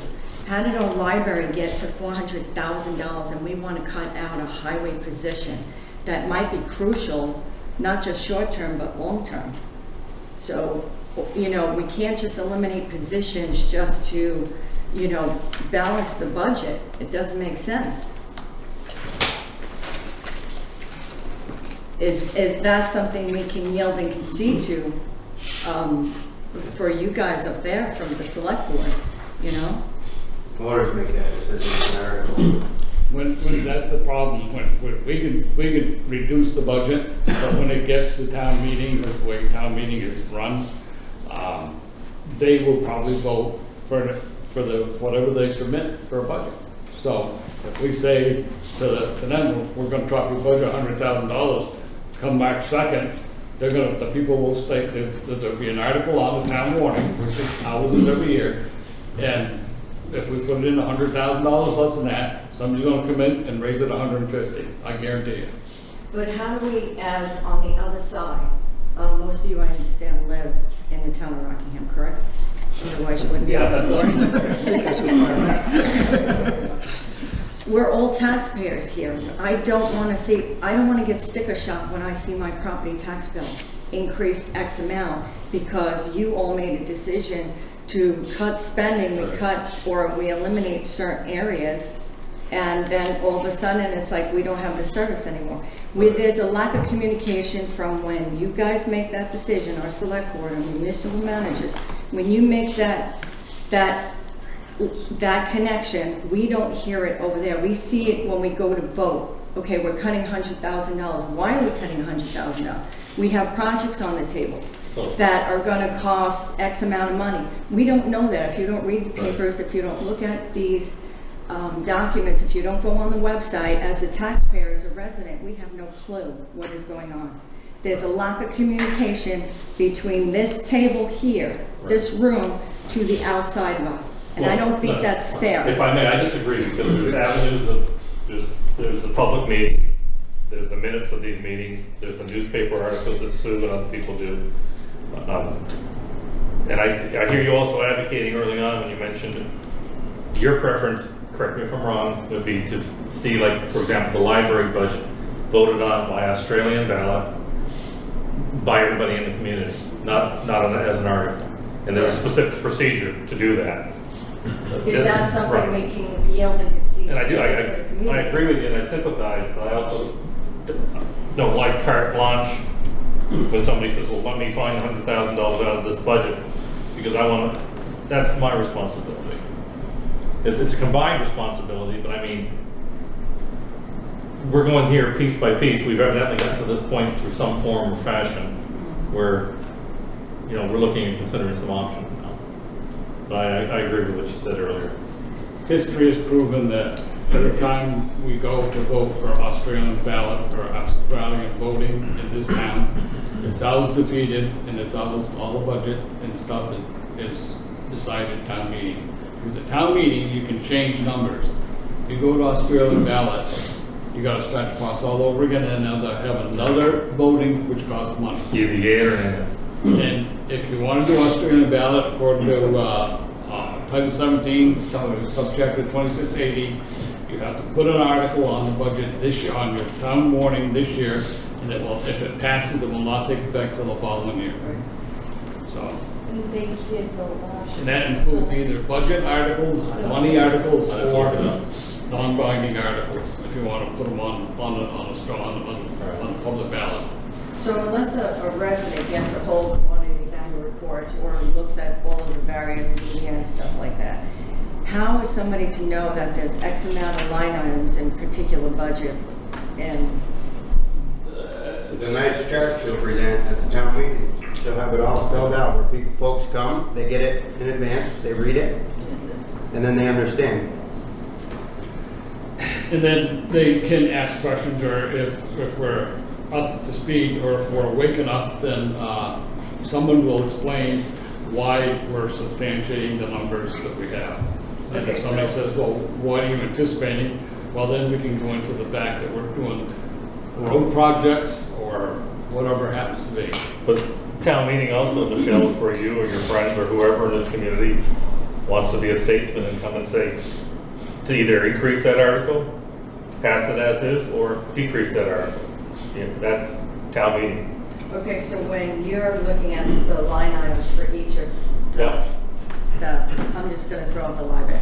So you go line by line on them and say, okay, so for example, postage and shipping, they're spending $2,500 back in 2018. No, that was done already. They came here and presented their budget. That would be the time where we would say, geez, that's $4,500 for postage and handling. That's a lot. Is that the best you can do? And they say they go back and work. That's been done. But the library's a little different, correct? Because the library does their own budget. Right. And it's its own article too. They come here and present it, and we go, You would have to go to the library's budget meeting. as a board.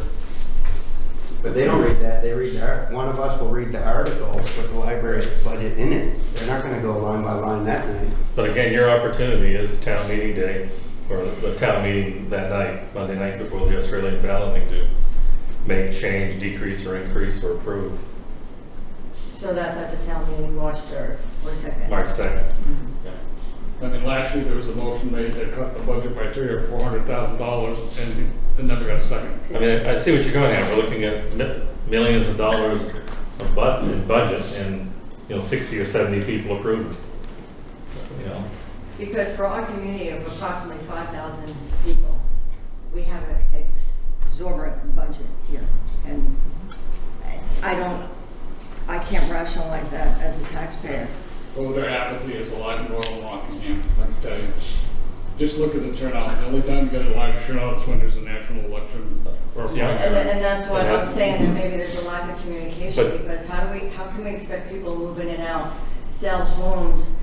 If you have a home for $150,000 on an acre property and you tell them your property taxes are $15,000, how can we justify that as a community? It reminds me of we had a select person on this board that said that, when you come to these crucial votes or town meeting, voters in Rockingham vote by emotion. So if you come and plead your case, maybe you can change things. We have to. We can't keep going like this with this budget. I hear you. All right, we've received our 3-minute limit here, but I appreciate it. and we've got our input. So we're back to what we want to do with this budget. Either we adopt it tonight, or we wait till the 28th, and it definitely has to be adopted one way or the other. So what's the board's pleasure? We need a consensus or something here. I'll make a motion to eliminate the public works position from the fiscal year 2021 budget. I'll second. Okay.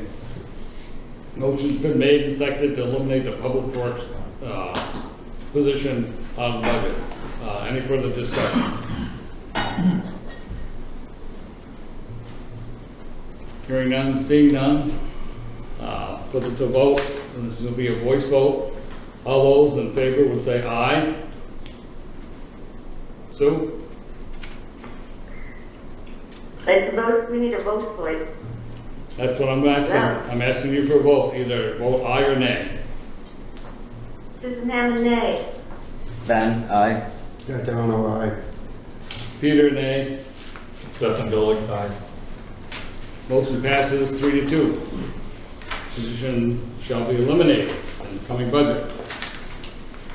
Okay. Anything else on the budget? Do we want to adopt the budget with that in mind? Or do you? What, That takes 140 grand now. is your numbers in there? 14,286? Was that accurate, the numbers you had? 14,260. Are those real numbers that are not in savings?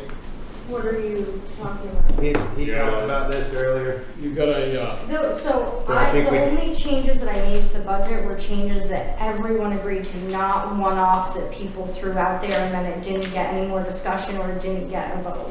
Some of this is from revenue. what's what? Some of this is from revenue. No, it's all expenses. I thought, okay.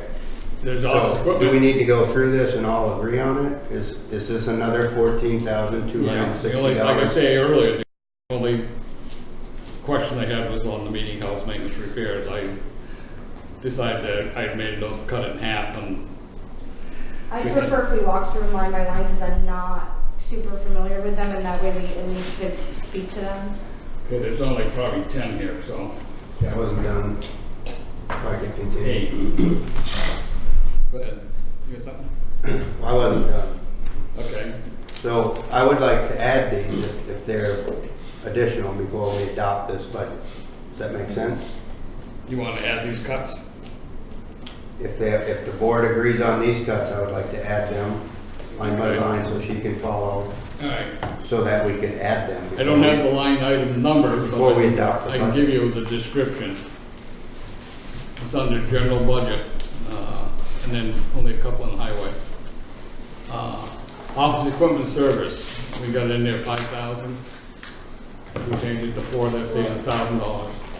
Office equipment for, And supplies, office equipment services, it's under general budget.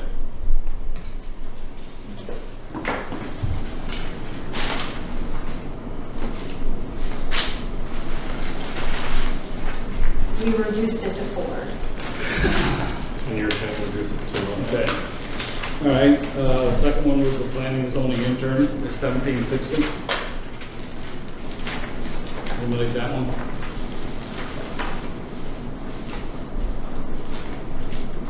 I remember that discussion. Does everyone remember that discussion? Yeah. Yes. How does Okay. everyone feel? Sorry. The other one was, Wait, With Yeah, that- I don't think there was clear direction on that. yeah, that's exactly what happened last time. If Because you I guys know- just vote on each item, so I had already removed the 1,000 for the I office. think we made a consensus, we didn't vote on anything. Not a But- motion What and is a that vote. one, Peter? That was the intern for the planning. Right, the one that's actually being funded by a grant, so it doesn't really affect us. It's not funded by a grant. What it is, a position that goes out and they just need, it's additional help for them to go do some legwork to do No, I town plan. Well, it's possibly funded by a grant. I mean, the hope is that it would be funded by a grant, but then if it's not, it would be in the budget. But if And it's in the budget. and no, I understand that, but the planning commission very strongly, except for one person, thinks, I mean, they really think this position is important to do outreach. I don't think Peter's saying it's not important. I just think it's going back again to the fire truck scenario. We can say we get the grant. Okay, if we get the grant, that's wonderful. Let's do it. But if we don't get the grant, there's not going to be any money. It's $1,900. The fire truck was $500. No, I realize that, but $1,900 isn't, that's a lot of money to some people. It is, and it's a lot of money to the person who would make it, who would be a person in this community. Well, What do you think? We need to vote on it? The consensus that we've eliminated. Right. You want want to eliminate it, we'll just have the consensus that it gets deducted off. That's what he's asking. Stefan, eliminate or keep? My consensus, eliminated. Eliminate, Peter? I can eliminate it. Eliminate, so it's gone. And then in that same planning and zoning budget, you get down to studies. I think they had 3,500 in there, we dropped it to 2. Hold on. So we'll put it down on the same planning and zoning budget. That saves us $1,500. Well, I'm sorry, what was it? Studies. Planning studies. It was in there, I think 3,500.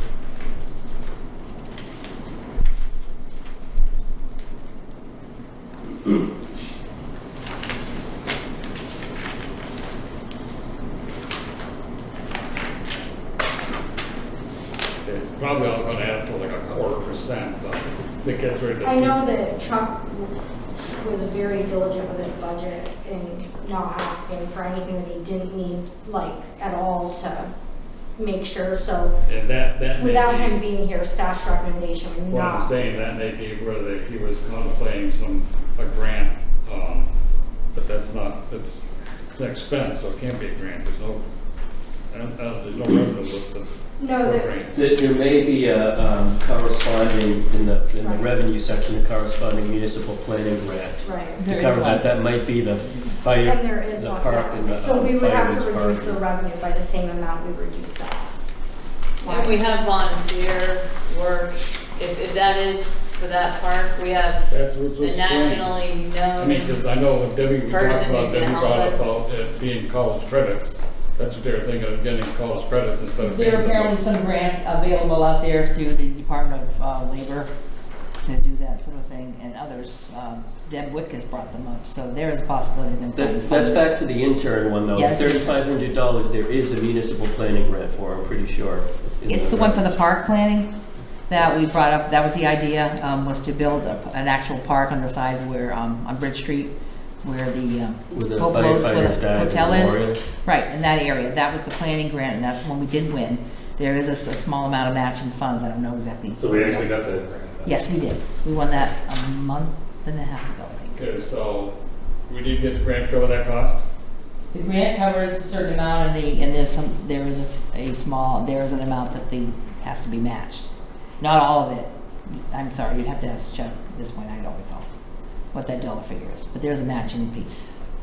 And we have a volunteer architect who wants to help with that project. So it would be good if that project went through. Especially if we don't want to receive grants and then not do the projects. Okay, next one I was, like I mentioned earlier, the meeting house maintenance repairs. I mentioned cut it in half to 5, but I've been able to go only 3 to leave it at 8 and save $2,000 instead of 5. What was it? Sorry. It was 10,000 and What line? the meeting house repairs and maintenance. I think that was supposed to be taken care of, like painting and stuff like that. It had nothing to do with the plaster work. Plaster work was taken out of the reserves. What do you want to do to it? That's for, yeah, painting. Cut it to It's just in 8,000 really bad and it saves shape. $2,000. Yeah, I mean, we're not recommending that, obviously.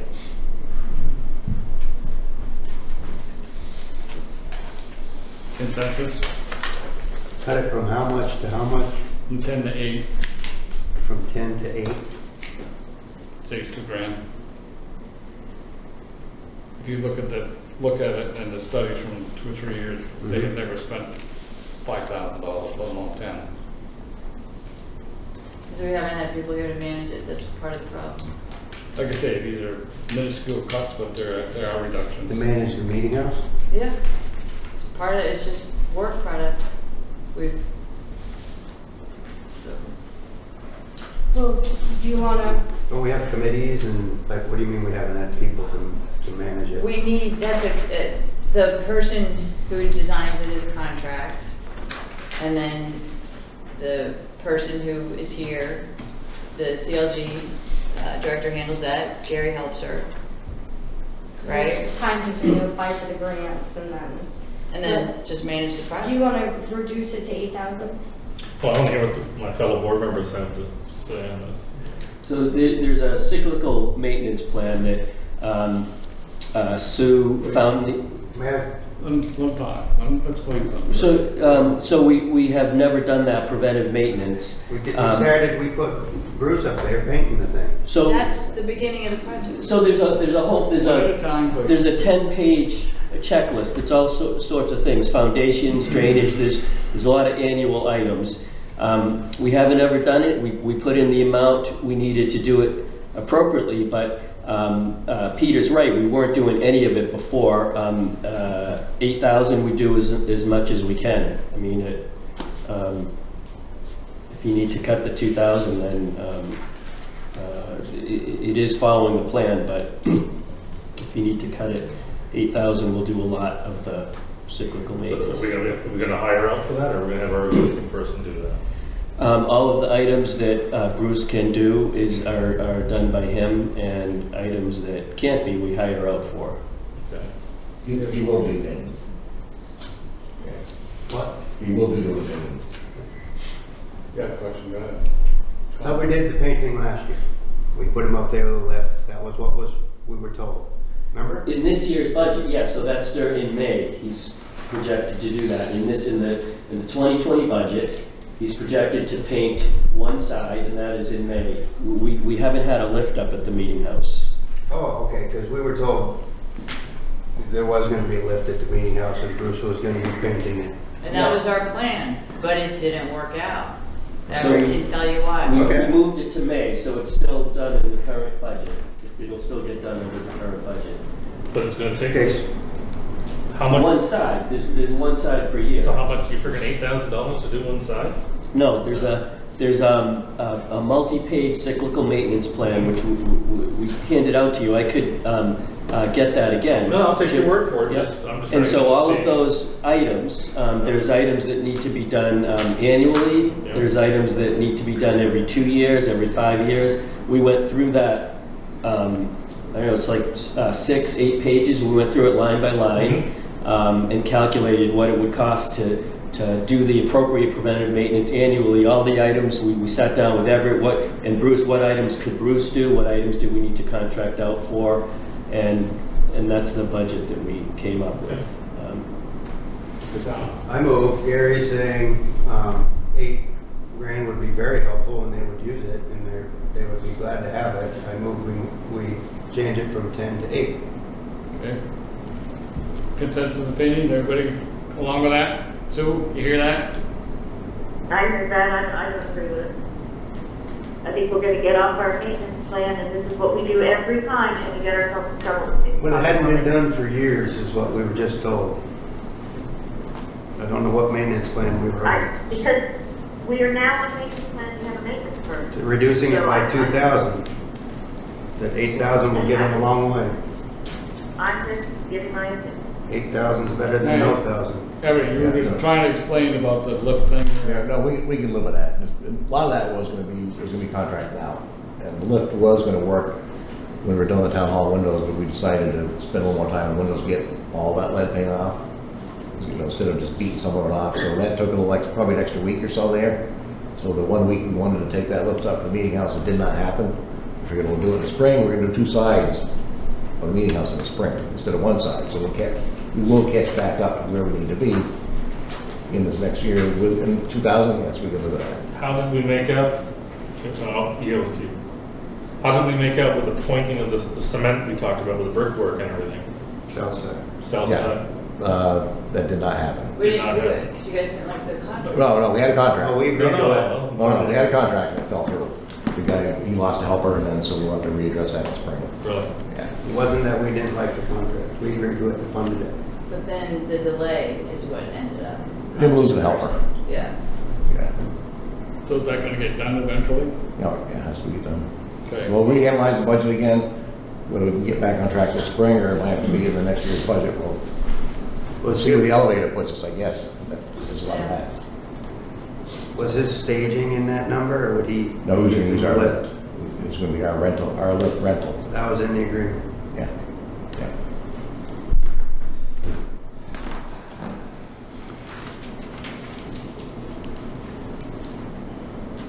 What do you have there, Peter? Recycle, repairs and maintenance. There was 7,000, I'm looking at, cutting it to 5, saves $2,000. By the looks of things, they haven't done much maintenance, and being down there 2 days a week, and those machines start screaming, it's not, there isn't been much maintenance done to it. Supposedly, Gary told me they do have he's working or has a contract for maintenance, but it's never been brought to us, so. How much? 2,000. From what? Reduce it from 7 to 5. Recycling maintenance? Yeah. Gary said because of the compactors are new and everything, that he wanted to maintain them. We just paid all that money for them. But I thought it was part of the purchase, they come and do some. We had this discussion before, and that's what we were told, that they come and grease them. They do. There's part of the service contract that they do, and part of the maintenance we need to pay for on an annual basis.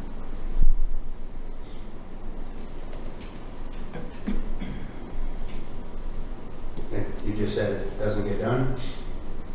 He mentioned to me the other day when I was down, we got talking about it. Didn't we just purchase them last year? And that's when he mentioned they had a contract, but it's never been brought to the board. I don't know if there's a maintenance contract he's contemplated. If he has, he hasn't brought it to us. Or with the manager, as far as I know, I don't know if he's even brought it to you. No. So, But you know, she says eventually they're gonna have to do some maintenance, but what, I don't know. I mean, we found out Eric took part of the thing apart, the ram apart, and they found a bunch of crap that got caught in there, which was causing there's a door, you can get access to it on the side, you take the bolts out of it. And they found a bunch of stuff that had got underneath and got pulled back in there, which was causing some of the noise. So, I mean, maintenance, don't know if you need to hire somebody to do that type of maintenance. You know.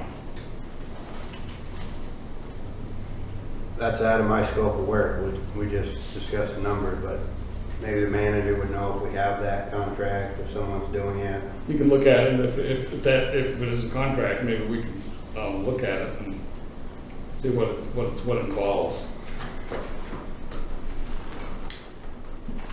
What's the staff? But could we just decide on items as we go, otherwise? All right, we want to cut that recycle repair and maintenance to 5,000 from 7. At this point, I'm a fan of maintenance, but I feel I need a little more information before I can make that decision. I would not cut it at this point. There's so much that needs to be done at that facility. It's, I mean, I don't have the information right in front of me because we weren't talking about it. But there's so much that needs to be done there. I would keep it at the 7,000.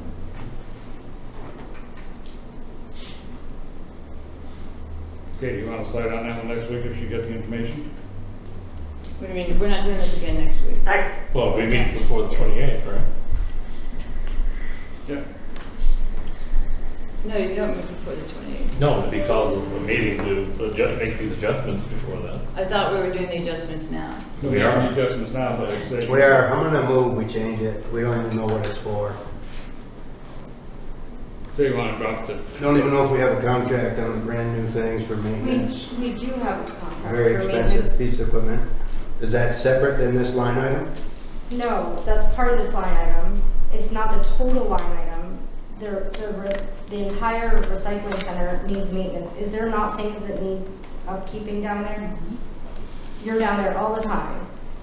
But if you guys want to reduce it, it's fine. Part of our contract, some of the maintenance is covered and some maintenance isn't for the compactors. I don't know the exact dollar figure, but there is a contract.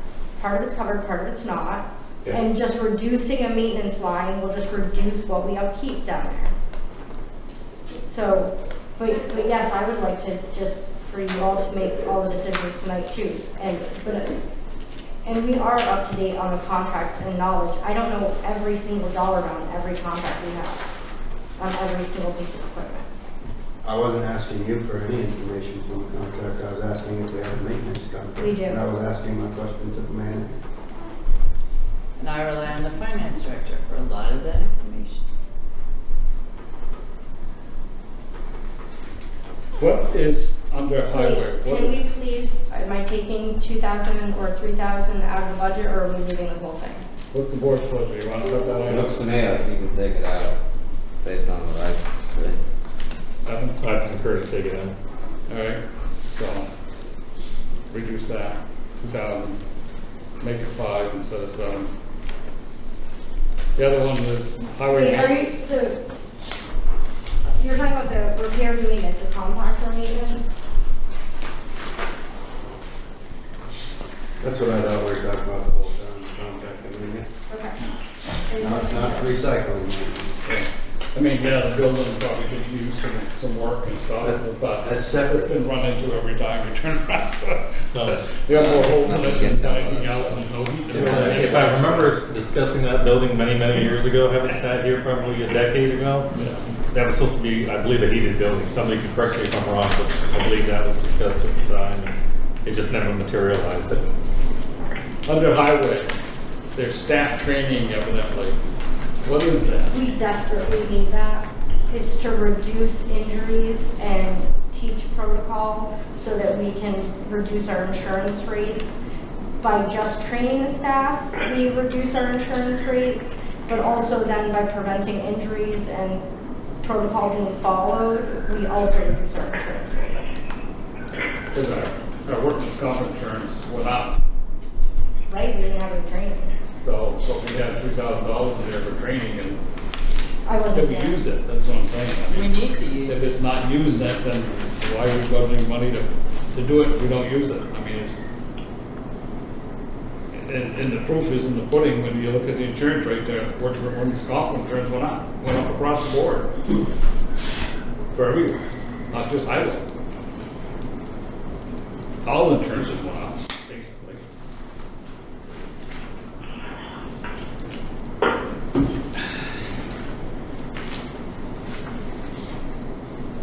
So are you, You want to take it out? I think reducing. I reduced it to 1,000, we got 3 in there. I just want on the record to say that the worst budget cut you'll need, but it's your budget. They desperately need training, whether they've had it or not in the past, and whether, or wherever the fault for that is, I really, really recommend it. Who are we looking to get trained now? Trained? VLCT. And I mean, what personnel? This is all highway. This is all Okay. highway guys. So then utilize I'd say, make sure we utilize 1,000 or 1,500 or whatever it is. And if we need more money, there's the highway reserve fund, right? We cannot. But you can't touch that for that? No, we have to transfer money from a reserve fund, and you guys decide when we transfer it and what it's, Yeah, I don't even know if you guys can transfer it. I think it's just town meeting. right. It has to be voted on at town meeting to transfer. Eric, Yeah, no, part of that, I do recall from a year ago that I recommended putting up their case in the course that I wanted to go to, so drop off $1,000. There'll still be, VLCT, it's not cutting the training for the guys, because it's still, their training is pretty cheap when you go through Vermont local roads, so $2,000, you'll still get. Yeah, that's part of that too, right? Yeah, you're right, that would go in there. So you could slop it, I mean, so worst comes to worst, maybe we spend $2,500 next year, if there's a lot of training that they end up going to. But that was part of it, so I'm not gonna be here, drop off $1,000, you're right back to where you were. so you're saying don't cut it $2,000, cut it 1,000? Just cut 1,000 out of it. All right. We on consensus, go take 1,000 out? Yep. I can buy, yeah, I can buy that. Okay, looks like we got consensus, take 1,000 out of that and training. The other one's auto expense for the public works director, if we're not gonna have one, we don't need to worry about cutting that out. Well, there will then be mileage for other staff for that running around. Because there's a lot of driving to and from. To and from what? All the jobs, the mileage is for his traveling Would they be driving municipal vehicles? If it's Mike, not if it's myself or Wendy. It depends on who is going to take over some of his responsibilities. I don't drive a town vehicle.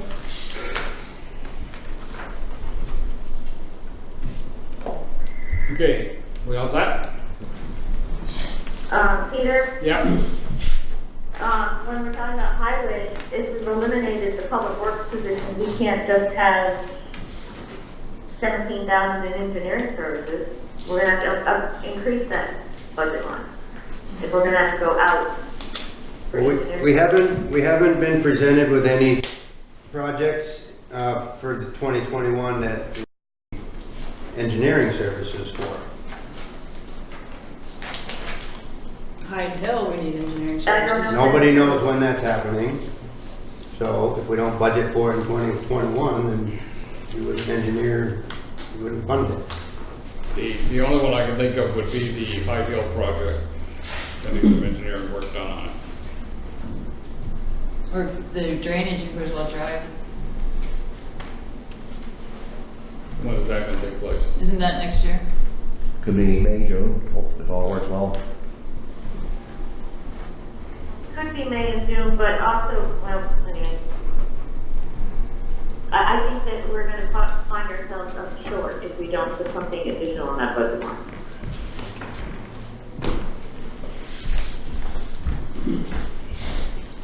What's in there now? 17, which is already allocated for, for the, right-of-way stuff. The surveying. Yes. Yeah, there's 15,000 for a survey for right-of-ways in there. And then 2,000 for That's, miscellaneous other things, a couple other things, but 15,000 basically to survey right-of-ways. So you know where our road widths and things are.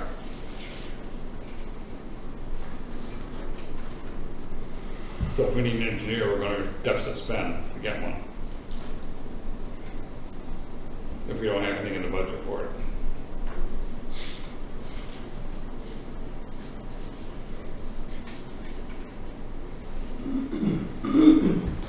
Okay, we done playing with the budget, so we can move on. Well, are you adding for engineers or no? Pardon? Are you adding anything for engineers or leaving it at the 17? It's the board's pleasure. You want to add some money back in the budget, we just cut some out, and we're gonna put some back in. Doesn't make a lot of sense to me. well, I think we have to be realistic. I agree with you, Sue. I'm not arguing the point. I'm just saying, Yeah. if we're gonna get rid of a position that would do that, then we need to we have to have something in there to account for the difference. So if somebody wants to throw a number on the table, that's what she's waiting for. 50? 60, I don't know. I mean, there's a lot of other things that, I mean, I don't know where we stand on the process for the, the hydraulically connected road stuff that's done, that's Yeah, we got, surveying. when we plan on doing that I mean, there's things 120 that, stuff out there. What she's talking. Go ahead, Sue. I didn't mean to cut you off. no, I'm just saying, there are things that Everett does that include engineering that we may not say are a big project with a capital P, but now we may have to hire out. Oh, I agree with I that. don't know what that number is. I don't know what that number is. I mean, we know what it has been traditionally, which is in that memo from Wendy, 100-something thousand, but that includes projects. I don't know what it is for just the day-to-day stuff. And, you know, the things that we need to meet state requirements. Especially as we go forward in the future here. Okay, we have a number of 50,000 added to the budget for engineering services. Well, that's half of what we just. I don't understand. I've asked what the projects were that we need engineering for with an amount, and we can't be presented, but now we want to add $67,000 for engineering. it's been Well, then mentioned. we're just gonna, anyway, I mean, we may find that at the end of the year, we're short in that budget category. I mean, we've overspent that budget category. Right, it's the stormwater stuff that concerns me, actually. Because that's what, and it doesn't necessarily need to be an engineer to do it, but the public works director, just someone, other than Mike can't handle all the stormwater stuff that we're gonna have. What's that? It's fine. All the, just coordination with the state and, As far as culverts and whatnot? yeah, culverts and When you need a ditches culvert, and- any culvert in town that needs to be replaced is 36 inches or bigger. Needs to have a hydraulic study done. Right, Yes, the state does that for free. but you There's- gotta coordinate with the state. Yeah, you pick up the phone and call him. I don't think I it's got that his phone simple. number. I don't think it's that simple. It is. I've done it before. I understand, Westminster's a lot different than Rockingham, especially the dense part, the Bellas Falls part, it's very different. The outer part, rural Rockingham, I think is similar to Westminster, but We're talking Bellas about Falls is very culverts. different. He's talking about. Right, we were Culverts are referencing the culverts, so same. that's all I'm talking about right now. Culverts are the same in Westminster as they are in Rockingham. Right, but then there's the other stormwater that we have in Bellas Falls that's gonna need to be taken care of, Correct. yeah. which is- Well, if we're making, that may be involved in a bond or not in a bond, correct? Are you talking about Hyde Hill? or- No, I'm talking about inside the village of stormwater. Eventually, Yeah.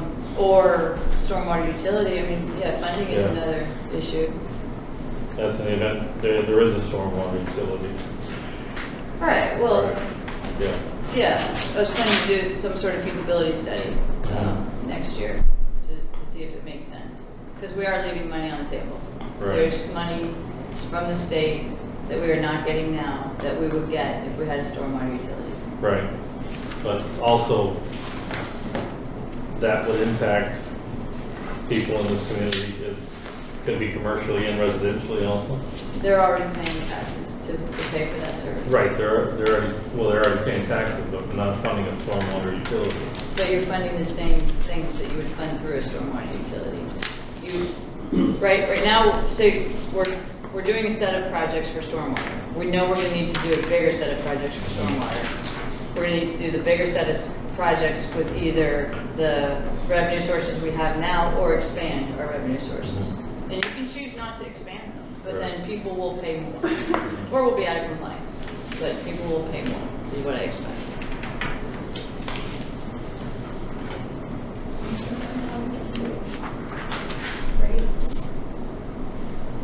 Oh, okay, for What's this. up next? I mean, Okay, we've done playing with the budget. I am. I don't have any more questions. Fine. I have no more So questions. wait, So- just to clarify, so nothing was added into the engineering line, so we need a 17? I threw it on a table and there was no response, so I guess we're not gonna add anything in. Only what's there. Well, The town. rather than the board suggesting numbers, if we were presented with a number and had another meeting, perhaps that would work. But rather than discussing it when we don't know anything about it, what about that option? Rather than throwing around numbers, perhaps we could get presented with a number, looking at the situation and designating that money for outside engineering. We don't have that. I'm not sure what to discuss. We don't know what the number is. When we've been presented with the upcoming projects.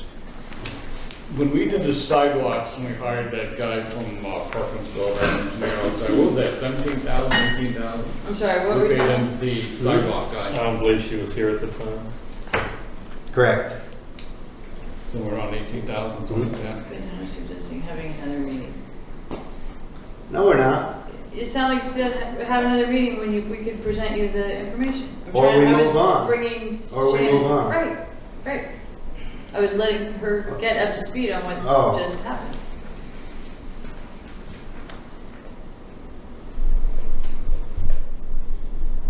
Okay, we finished? So, Specifically, let me ask, so we're clear or we're all clear? That highway reserve fund monies, what specifically can that be used or not used for? It can be used for highway, but you have to transfer it out of reserve. Right.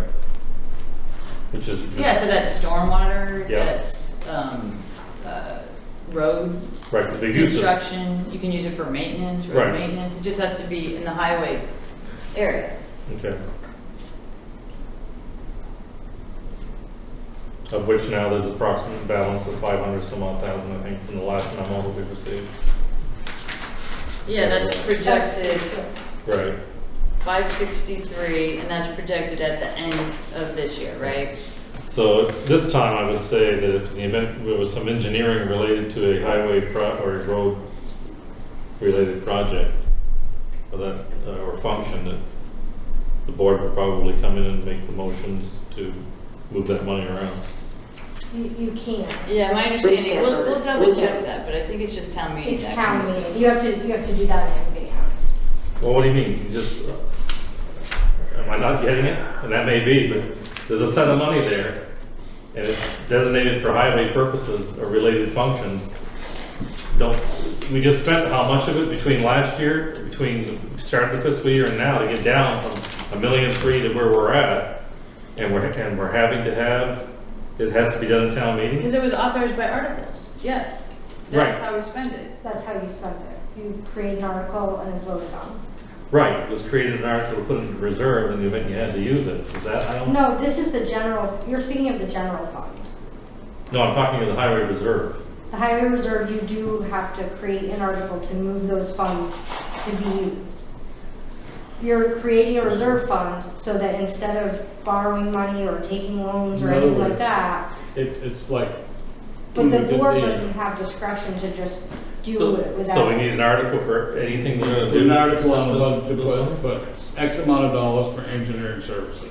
That's basically how you have to write a warning You article. write an article to say you want from the Funding to highway, be you want to taken move from from the highway reserve The highway fund. reserve. Then, okay, then why, then we should be, let's do that for an article and add it to this list of articles. That way, you know, it shouldn't impact taxes because the money's already there. Right, what it does is it increases the budget next year, but if it's for a one-time thing, it's not as big of a problem. It's like Article 10 on this. Mhm. So it would be similar to that. But Right. you want to spend that for It one will, time. it will make the budget falsely low because in future years you will need engineering services. You won't want to keep for a line item that you'll need without a public works director. It's Right. not recommended to use that money out of the fund. That fund is to build up, to purchase, make a purchase for something large so you don't have to borrow. So capital improvement is the Right. idea. It's not, How much is in there? They were told it was too 564,000. big and we needed to spend it. no, that's the, we're talking about two different things. You're That's the general fund balance. No, I was looking at Look at the highway. They're Highway, both in the 500. not the highway, the highway reserve. They're both 560 something. It's by Specifically, coincidence. That's the general fund. That's the highway general fund. right, the one that's Article 10 is the highway general fund now. Right. But, are you talking about the reserve fund? that you're talking Yes, about? yeah. Yeah, he's talking about You got the 560. fund balance in the highway. He's just talking about the general. Yeah, but highway general, yeah. No, I'm talking specifically the highway reserve fund. Yes. The one that I just showed you, that's 563,000. Right. Yes. And He's what- saying highway reserve. There's You're two different saying things. highway. That is fund balance, and then there's That a is highway fund balance. It reserve is fund that's not set the up. highway reserve fund. Right. That is fund So I'm balance. looking for the highway reserve fund. What could that, what's the, You guys had created a highway reserve Right. fund when you did the meeting house and the, Right. so there's two things. You're looking at the highway general fund. The highway reserve fund, you took money, you raised taxes to create a highway reserve fund appropriated Right. for capital projects. This is fund balance. okay, Which you still need to take out at town meeting. right. So how much is in the actual highway reserve, just regarding the 563? I don't think it's $563,000. That's in the fund balance, is Oh, it's included $563,000. within the The fund. the highway fund balance. There's $563,000 in the fund balance. Right. what was the transfer that was made? 50,000? Yes. To create a highway reserve fund? Right, so there's only There was a- 50 grand in the reserve Correct. fund. He's saying to use a reserve fund is not And I'm fund saying, balance. it's not staff's recommendation, that reserve fund No, was to be built up to use for capital projects, not for. Let's get our termination straight so we know what we're talking about. I mean, you're talking 163,000, which is a fund balance compared to a reserve fund, which is only 50. So if you're gonna buy an engineer that assumes a number of 50,000, you're gonna blow your reserve fund right out 1 year.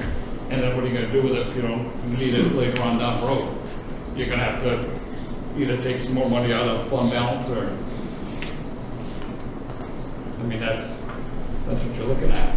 Yeah, no, I realize that. And it would, to me, it would look foolish if we were gonna put $50,000 and take it out of fund balance to use it for an engineering services. Yeah. Doesn't make any sense. I mean, people are gonna wonder, what are they doing? They did, yeah. I mean, I'd rather, To me, I probably shouldn't say it, but I'd look at the maintenance position and say, maybe we can do something different with maintenance and sub some of that out and retain that position. But, no, we already made the decision. you already done made that decision, so you can't go back now. Why can't you? Well, you can. What decision? To eliminate the public works department, just set a position and substitute the maintenance person position. Well, that's not what I'm saying. I'm saying there's an option. There's that. Who But said there's, that? Huh? Who said that? You well, talking about it. that's not what I'm saying. It's not What I'm talking saying about is it doesn't make any sense to, Well, if you're gonna do that with 50,000. We were ready to move on. Yes. Finance manager asked us, are we sure we didn't want to transfer any for engineering? That's where we're at. Right.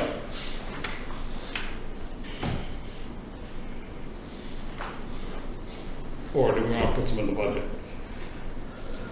And if you're gonna transfer funds from the fund balance. I heard. Unrestricted, it's gotta be on the Copy. ballot, I heard. on the town meeting warning, so people can vote on it. And it's gonna have to be for engineering services. Then someone's gonna say, well, why didn't you put it in the I budget? understand. I heard the entire conversation. Okay, I'm just, want to be prepared, so when you get to town meeting, you're gonna have to explain why you're trying to accomplish that at the same time, so. Accomplish what? Just putting money into, for engineering services out of. Why not? Somewhere, alright, well. Okay, so, we're not gonna put anything in there then, is that the consensus? I disagree. I think we're going to find ourselves in trouble there, but we'll face that when we get to it, I guess. Well, as I say, Sue, if it gets to the point we need one, if the position's eliminated, we're gonna have to suspend to make it up. That's what's gonna end up happening. If you need an engineer, you're gonna have to go and hire one for some project, whatever. Then we'll have to suspend, or if we're under budget enough, we can steal it and come from somewhere else. I don't know what we're gonna do with it, but we'll have to cross that bridge when we get to the town meeting, I guess. Okay, let's move on here. We've got that. Rescue fire Well, truck. are you adopting the budget? Do we know what the number is? Yes, and I got it for I you. was just gonna say, that's probably what she was running off to. Can you read it? It's, So I printed these out, but of course, because I'm trying to do it all at once. This is accurate. The only numbers that are wrong on here are this one should be this, and this is going down. So it's just these top two numbers. I didn't change before I printed it. Just these top two numbers. This should be this, and this is going to go down. So I didn't drop this from down here. So this number would be this one now, and this is decreased. It's the red number there. So that's 5,000 trees gonna go I did see it. 5129 is. 0.58. 0.58. Yeah. That's a reduction of 0. That's a negative. Yeah, it's a reduction of about 0.5%. It's actually that one. Okay. So the important number here is the 6,208,639, right? That's the budget that they're adopting. So the motion would be to set the town of Rockingham municipal tax rate at 1.0. No, that's for July. Oh, yes. The green one, the 6,208,639. So we need a motion to adopt 69208? 6,208,639. That's what I thought I heard you say it was 9, so Yes, $6,208,639 is the amount of the proposed 2020-21 budget. Okay. Town of Rockingham budget. So, yeah. Now, that 5,000,003 is what we're raising by taxes, correct? Well, that Well, depending will on how change it on the grant, based on the grand list. If the grand list goes up, that will go down. So all you're doing today is accepting the Yeah. expense budget. But that 5,003, you mentioned it goes up to that top number now? That goes up where the 5. Yeah, that's what I thought, yeah, okay, I just want to make a line here so I know what's going on here. Okay, so we're ready to adopt the budget. Sue, you ready? Live or die by it, I guess?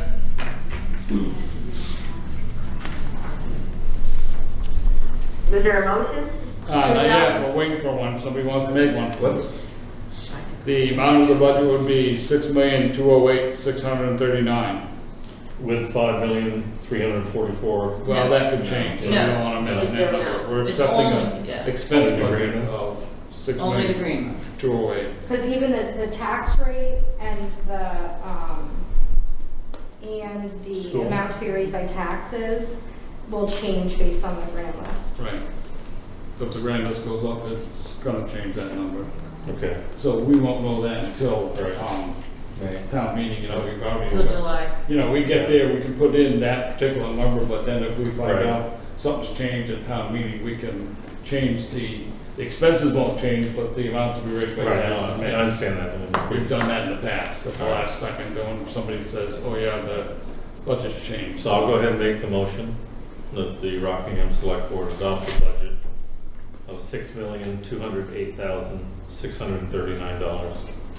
Do I hear a second? Second. Motion's been seconded. Further discussion? Hearing and seeing none, voice vote, all those in favor would say aye. Susan, no? Ben, aye. Guy Donnell, aye. Peter, no. Stephen, aye. Motion passes, the budgets will be adopted at 6,208,639. 3-2. Okay. Rescue fire truck refinancing, there's a motion that's out there.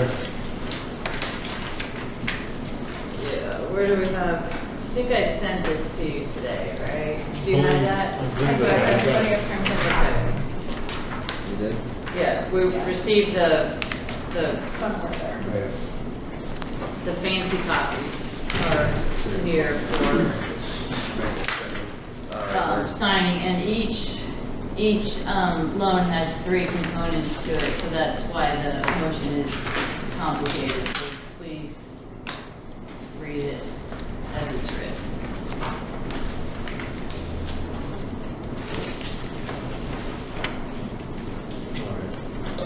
So ready to take some action now? Yeah, and what Yep, this we is, need a this motion. is saving money on the fire truck financing, spreading out the payments in a different way. I move to authorize the Select Board and Town Treasurer to execute the capital equipment refunding note, the resolution of the capital equipment borrowing and non-arbitrage certificate in the amount of $99,000 at 2.45% interest as presented. Do we hear a second? Second. Motion made seconded, discussion. Does everybody understand what we're doing here?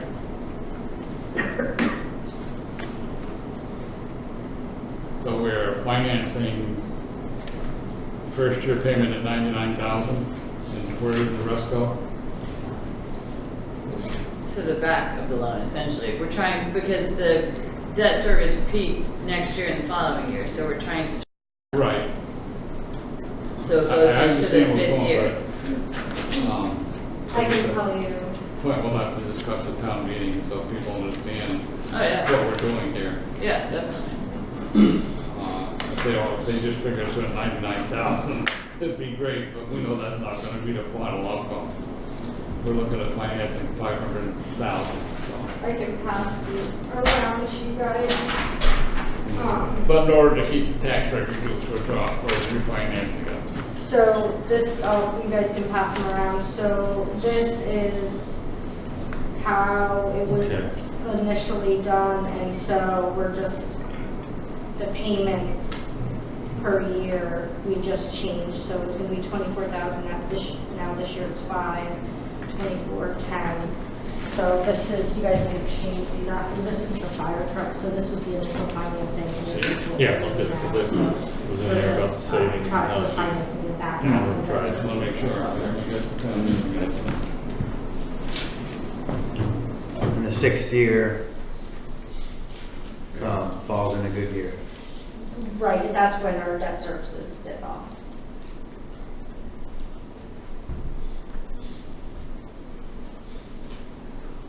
And that's the rest. Similar to what you showed us last time. On the chart. It's exactly the same as what we showed. Okay, we ready?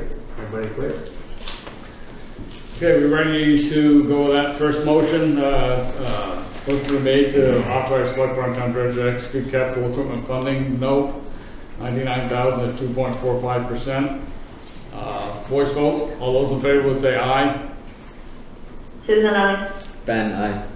Guys on the line. Peter, aye. Stefan, aye.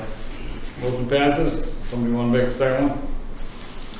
I move to authorize the select board and town treasurer to execute the capital equipment refunding note, resolution of the capital equipment borrowing and non-arbitrage certificate in the amount of $396,000 at 2.45 interest as presented.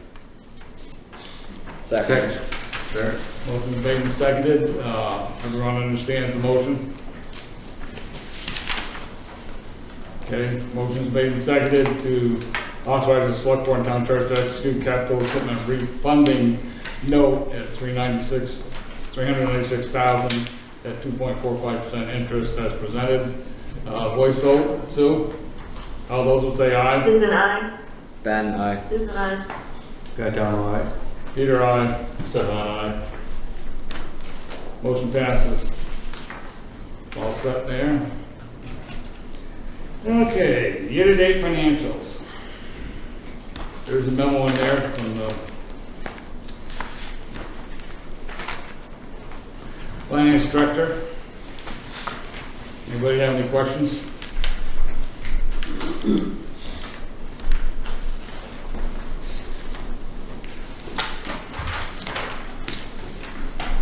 Sue, you all set with that one? I'm all set, yeah.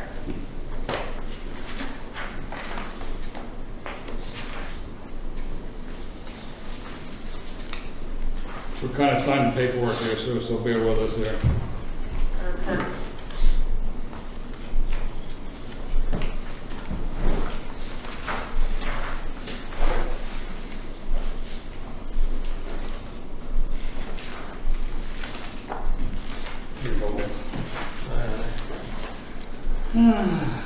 Overtime and compensatory report. Any questions on that?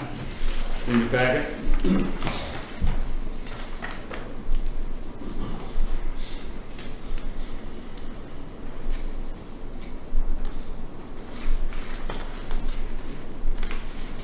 Hearing none, we'll move on to item 6, town meeting preparation. All right, so this is the warning and then one article or resolution rather. So the warning you have, we sent you a new one this afternoon that had some corrections. Really didn't expect the warning to be complete. Might have been changes in the budget, which there have been. So we can go through it if you like, and correct the budget numbers, and then bring it back to you on the 28th. Okay, so you have I don't have a copy of it. You said you sent a warning copy this afternoon? It was sitting in front of me. Oh, okay. All right. I'm sorry. Yeah, there were some things, just typos that we Yeah. fixed. Okay. But then we also made it, it coincided with the budget as it was Right. an hour or two ago. So, so Article 5 needs to be changed to reflect the new budget. And then the, so I'm looking at this, so we will have the amount to be raised by taxes in there too. All right. We will need that to be in there. Library Article 6, that's done. And then Article 7 is the social service agencies, which had to be voted on separately last year, but they don't have to be this year. Then Article 8 and 9 are the products of 2 petitions, and they were just certified earlier today, actually. And so that was $3,000 for restorative community justice, and then $5,000 for the bike project. The bike project was at 3, I believe, and then they asked for an additional 2. 2,500. It was at 2,500, okay, and that they would like to receive 5,000, so they did a petition for that. So those are results of petitions. Then Article 10 is the Hyde Hill project that we talked about previously. 11 is the meeting house improvements, $22,000 to fund the improvements with $22,000 to be raised by taxes. Let me go back to the Hyde Hill is from surplus balance, so that would be fund balance of the highway fund. And then, yeah, oh, sorry. Sorry I missed this earlier, but there would also be a request to move $42,000 from the reserve fund. Yeah, and I thought we had that actually. Maybe that was on a previous For the draft. meeting house? Yeah, I remember writing it. But maybe I wrote it in the budget stuff and not in the warrant. All right, so that would probably be a different article. So you're adding right? that in? Probably ought to. Well, it was something that we already talked about. I don't know if it would be the same article. I don't know. So. Let me talk to the attorney about Probably that. have to have another article that says, you know, you're gonna take 40,000 from reserve fund and what's to be expended, what it's for. Right, I think it should be a separate article then. Is that what you're saying? Yeah. We try to run it all together, it's gonna get confusing, we're still trying to figure out what we're doing. But we'll put it next to the other one. Yeah, and the $22,000 is the item that would be the annual appropriation for the reserve fund, but since we're gonna spend it this year rather than move it in and out, it's just to the. Yeah, maybe I'll put the other one before the 22. Yeah, maybe, I don't know, you think we ought to put annual appropriation in parentheses at the end of that, just so people know that's what it's for, we're just replenishing we're just taking the 42 out, but we're putting 22,000 back in to keep the fund, reserve fund. Yeah, but the 22,000 isn't gonna stay because, as Gary explained, the expenses are gonna be 100, so we'll end up with 60-something thousand if we move the 42 and have this 42. But we also have other funds in there. And there's some grant funds too, and it'll all get spent and maybe do half the project if we're fortunate. Yeah, they anticipate that the fund balance in that, the meeting house fund would be 0 Okay, at the end of the probably next all year. right the way it is then, Okay. And we'd like to withdraw the TLR $55,000. I heard that it was too high and to mitigate the risk of getting tax rate being increased by this vote being a yes. We reduced it to $55,000 and took out some of the maintenance, but then learned that it couldn't be an Australian ballot. And the purpose of this was to show community support for preserving the TLR so that we could then get the grants next year. And apparently it can't go to the Australian ballot. It would have to come up at town meeting where there's not enough voters to really show community support. So we're striking Article 13? Yes. Okay. I'd like to go back to Article 12. And entertaining the thought of striking that also. So I do Why have did a, that one get reduced? so instead As well. instead of funds to purchase and renovate it, it's funds to just do the exploration for that, which is the environmental work, the option. It's spelled out Town? here. Yeah. You want the town taxpayers to do the background work? Well, so it would, what it would do is, Building they don't it would place the town as owner and do the preparatory work based on an option that if the feasibility didn't bear out, we wouldn't exercise the option. So instead of the funds in there to actually buy it, it's asking the voters if they want to move forward with that, with the preparatory work, and do it as an option. So how much real estate's involved with that acreage vote? Yeah. I'm confused the way he claims something here, but. But how much real estate's involved with this, with the train station? So it's just the station itself. The state of Vermont owns the property. And who owns the building? Vermont Rail System. Okay. And early on, we had some conversation down there when we did a bridge tour, and it was possible talk about, could be contamination of some type of whatever. There is asbestos contamination. There were studies done in 2002 that shows the contamination and the cost, the projected cost for remediation.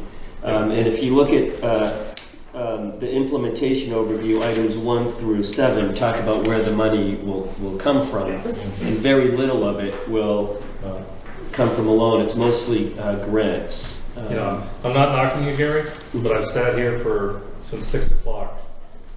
This comes up at the 11th hour when I could have had chances to read this off and on between 6 o'clock and now. So I'm not happy about that, but I'll move on. I'm not happy that, if the state of Vermont owns it and Vermont Railway, or whoever the owners may be at this current point in time,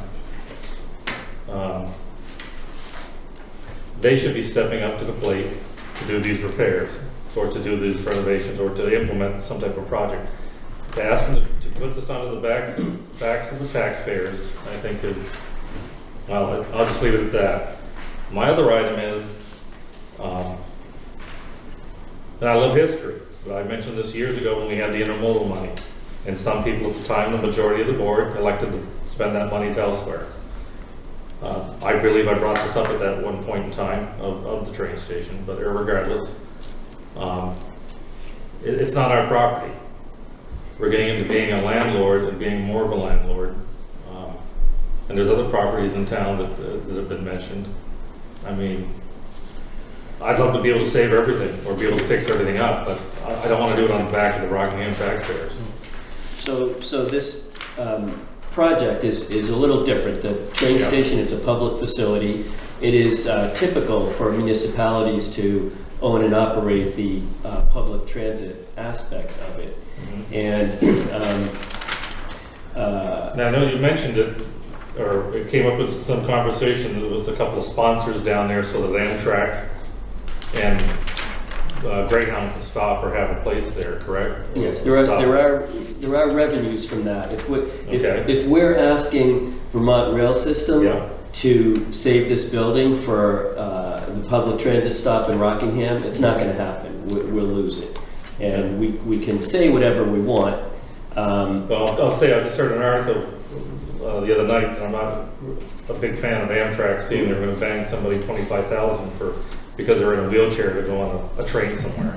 So there is the Bellows Falls Area Development Corporation has offered to do the work as they did with Robertson Paper as a backup. And the reason for coming to the town is for public transit, it's more typical, it's more supported by the federal grants for the purpose of it. The purpose and need is to maintain public transit for the town for the long term and there's a more of an assurance that the town will be a going concern 50 years from now, and that's not a sure thing with a nonprofit, with a private nonprofit. But the BFADC is behind this? Yes. And where you would anticipate monies from the revolving loan fund also? So BFADC would take on this project if the town won't. But I'm suggesting that it... And that would involve monies possibly from the revolving loan fund if this board so saw fit? I don't know. We did not lay out a plan for BFADC doing that at the board meeting just last I haven't week. heard this from the BFADC. I just heard some recent conversation. Before you start, council, let them explain something first. At the board meeting, Yeah. just last Wednesday, Okay. the BFADC board indicated that if the town was not willing to do this, they would be willing to take on the project. So there's been no the BFADC board hasn't discussed how they would do that. They said that they would be willing to take it on and come up with a proposal if the town wouldn't. I'm suggesting the best option is for the municipality to take it on with very minimal request for this year. Yeah, but once we become owner or something like that, that puts us into a lot more liability. I mean, we own the property, then we're responsible for it. And I see the state of Vermont, I just read this morning, is doing potentially between railroad traffic, Amtrak, between Burlington and Rutland, they're talking about. So, well, I won't, on the west side of the state, they're up and down there. I mean, all those monies seem to be going to the west side of the state or to the north. What's going to be coming from the state of Vermont to help us with this project? Yeah, so the state of Vermont has increased its payments for the Amtrak Vermonter to well over $12 million. Much less goes to the Western Corridor.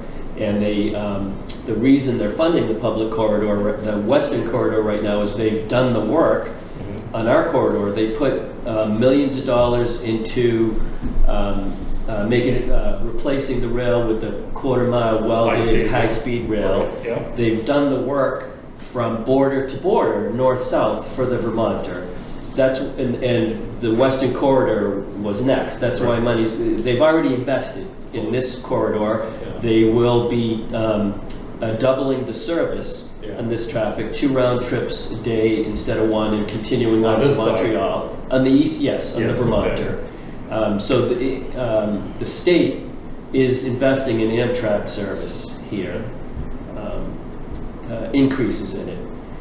And we haven't really done any preservation work significantly since around 1999 with the Exner block and the Howard block. Right. And this is one building that I think most of the community really wants to see preserved. Right. But and would support a town role in it. Okay, looking down the road though, are we talking staffing? We're going to maintain that. We're going to have staffing. We're going to have employees. We're going to have probably another department or something. No, we would not look for the town to be the operator. The town would be the owner, so that the federal grants have the assurance that the entity will be here in 50 years, 100 years from now to ensure preservation of the transit system. But as far as operating it, the town would not be the operator. So who would be then? So private parties would develop the income aspect of it and the transit aspect of it. But for establishing the project and renovating it, the town is really the best. The reason that it didn't happen from 2002 to 2008 when it was on the table is that there was not an owner. The town wouldn't be an owner, nor would the transit operator. And this is probably our last opportunity to do it. It's starting to go the way of other buildings. And I know everyone's saying, just make the railroad fix it. They're not going to do that. They've been very clear about it. So what happens to, say, Amtrak and Greyhound then if it doesn't? I don't have an answer to that. They do Amtrak has stops in Claremont where there is no station. They Right. do what they call a whistle stop. If Yeah. they have a ticketed passenger, they will How's it- stop. to how's it drop them handled off in and Brattleboro? pick them up. Brattleboro, the town has owned the train station and done the work to get some renovation going and is turning it over to, I believe, to a museum to do to take it the next step to be. But it still would operate as a stop. Brattleboro does, yes. And they have a station, and they're actually improving their station. Amtrak is helping them improve their station. Okay. Any questions? I see your hand fly up there.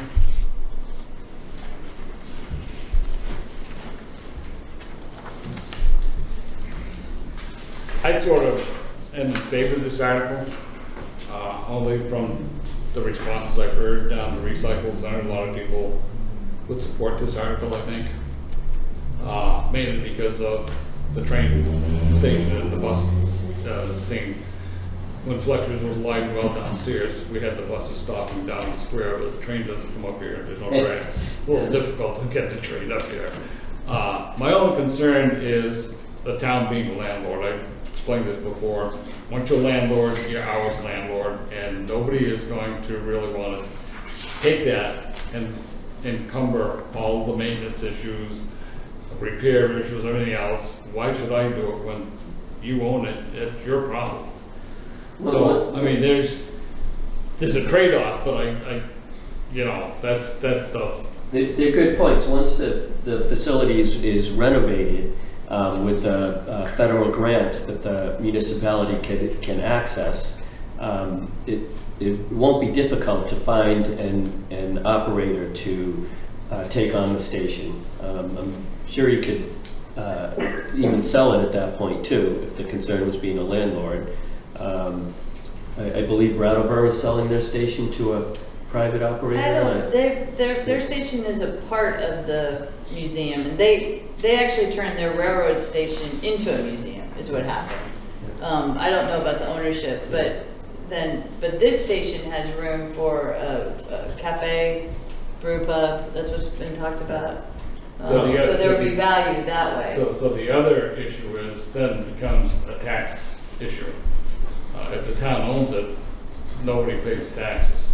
No, you can lease it. Let's go back on it. No, you can lease You it. can lease Excuse me for interrupting, but you can lease it and then they pay tax. And it's worth $500,000, and with the town taxpayers pay it to renovate it if we don't get any grants. We're talking $2.3 million. You know, at that point, we don't get any tax money back. Now, yeah, you're gonna lease it, but you still own it, and you encumber all the costs that come with ownership. No, but if a private company leases it, they do pay taxes. If you get somebody to do it. Yeah, well. Well, I know there's a lot of ifs here, but like I say, I would support the article if it gets to the, you know, to vote, so. I don't know how anybody else on it, Stephen Jerry said he didn't really thinking about taking it on. It was. I agree that Peter, I agree we support the article. First, it gives us a sense from the taxpayers and town people what they feel about the station. And we can have the discussion at town meeting whether we do want to purchase it. And this gives us that opportunity to raise that. I think, if I may, having hung around on the west side for a while, when Amtrak comes through, some of the places there are just basically I don't know if it's a plastic, or not a glass probably, but a plastic type vestibule, where if you're taking a train, that's where you're gonna hang out. The train comes at, say, whatever time it is, and you hop the train. Probably ticket sales and stuff, a lot are done probably online. I haven't looked into that. There would be no Amtrak ticket sales there. Amtrak sells their own tickets. Right. So if in the event we didn't do anything to the station, the train still would be stopping there. Yes, like I So said, it stops in Claremont with no station. Right. And you're probably right with the Western Corridor. Is that a pleasant way to go for travelers? I don't know if you folks have traveled by train. I see a lot of traffic on the west side, and a lot of it's between there and New York City and Albany. Not even close to the ridership on the Vermonter. The Vermonter has had consistent increases. It's often sold out. It's one of the most productive routes the Amtrak has. The Western Corridor doesn't come close to the. But the Western Corridor seems to, in my opinion, get a lot of attention from Montpelier and Amtrak. I mean, they had a beautiful Christmas train go through there. I don't know who that was, but I mean. That's the Rutland radio station. All the Christmas trains they're privately run, except in Burlington, Vermont Rail System operates it. It was a wonderful train. Yeah. Yeah. But they're privately run, the same as the one that is out of Bellows Falls. Yeah. But I just can't see, I love the idea. I'm just not prepared at this time to ask Rockingham to become the owner of this. You know? That means we've got it indefinitely, we will be maintaining it and paying for it. You know, just looking at your estimated renovation cost, 2.3 million. Yes. You talk about a lot of grants. That'd be great if we got these grants, but again, grants aren't guaranteed. Some grants require matches, or a certain percentage of a match, or an initiative from the community or the town. So these, the VCDP grant, they said that they would accept the USDA Community Facilities Grant as match for their grant. Okay. The Northern Borders Regional Commission does have a match. They'll fund like 50% of a project, but this $500,000 is way less than 50% of that. Okay.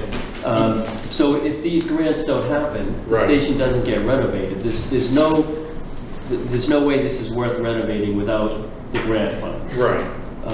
Public transit is being strongly supported, and there's no reason to think that these grants wouldn't have. It might take 2 to 3 years to secure them, going back for some of them. I know there's no reason to think rail that it wouldn't track happen. too in Vermont, but still, I just don't want to be able to get, you know, to get stuck with owning it, and then we're forced to make repairs and renovations where we don't have the monies unless we go to bond. We wouldn't be forced to repair it if we didn't get the grants. Well, if we own it, we'd have to do something with it. Well, the 12,000 doesn't mean we would own it. The 12,000 is just the initial investigation. So To the decide if it makes sense. So the 12 flags that we all understand is just going to get us an appraisal of the condition of the building. It's not- we're not entering- And site control to do the environmental work with an option that we can choose to exercise or back out of. So that's what those funds are for. What's the environmental survey cover then? Because I heard a lot of talk, we talked about the Canal Street Bridge, about, you know, it was rail yard, all this contamination and blah, blah, blah. Right. So the state owns the rail yard and all the land under the station. Yeah. So this would be about the building, the environmental situation in the building. Well, I realize the building does have asbestos contamination, and like I said, that was assessed in the categorical exclusion. There's a and the cleanup is in this cost. It's over here. But if any of this contamination traveled through the ground, like they were talking with the bridge down there, as we had the big tour on over the summer. Yeah, so any contamination in the ground is the state's. That's the state's property. Well, I thought the contamination was the town's responsibility for cleanup. Well, you're talking about a different property. This property, it's the state's. The state owns it. You're thinking about the property on this side of Canal Street. That's what they were saying would be our responsibility. So we have to, according to this, at the bottom of the page, implementation overview, it says, number 2, we have to, you hit the answer, I think. So, you back on? Yeah, I'm back on, sorry. Oh, okay.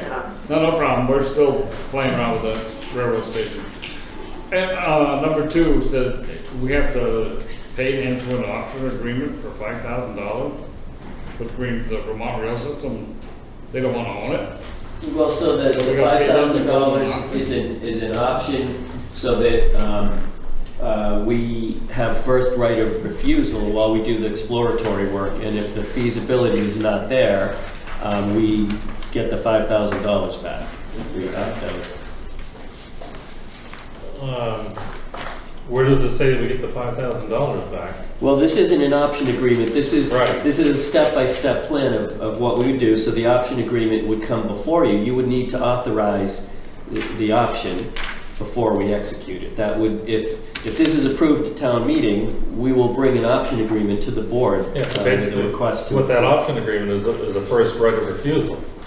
So you're paying somebody so nobody else cuts in line, and you can say yes or no if you want to buy it. Right. And they're gonna give that money back if you say no? That's how the option is structured, yes. That's not how all option No, agreements it's not. work. People keep the money.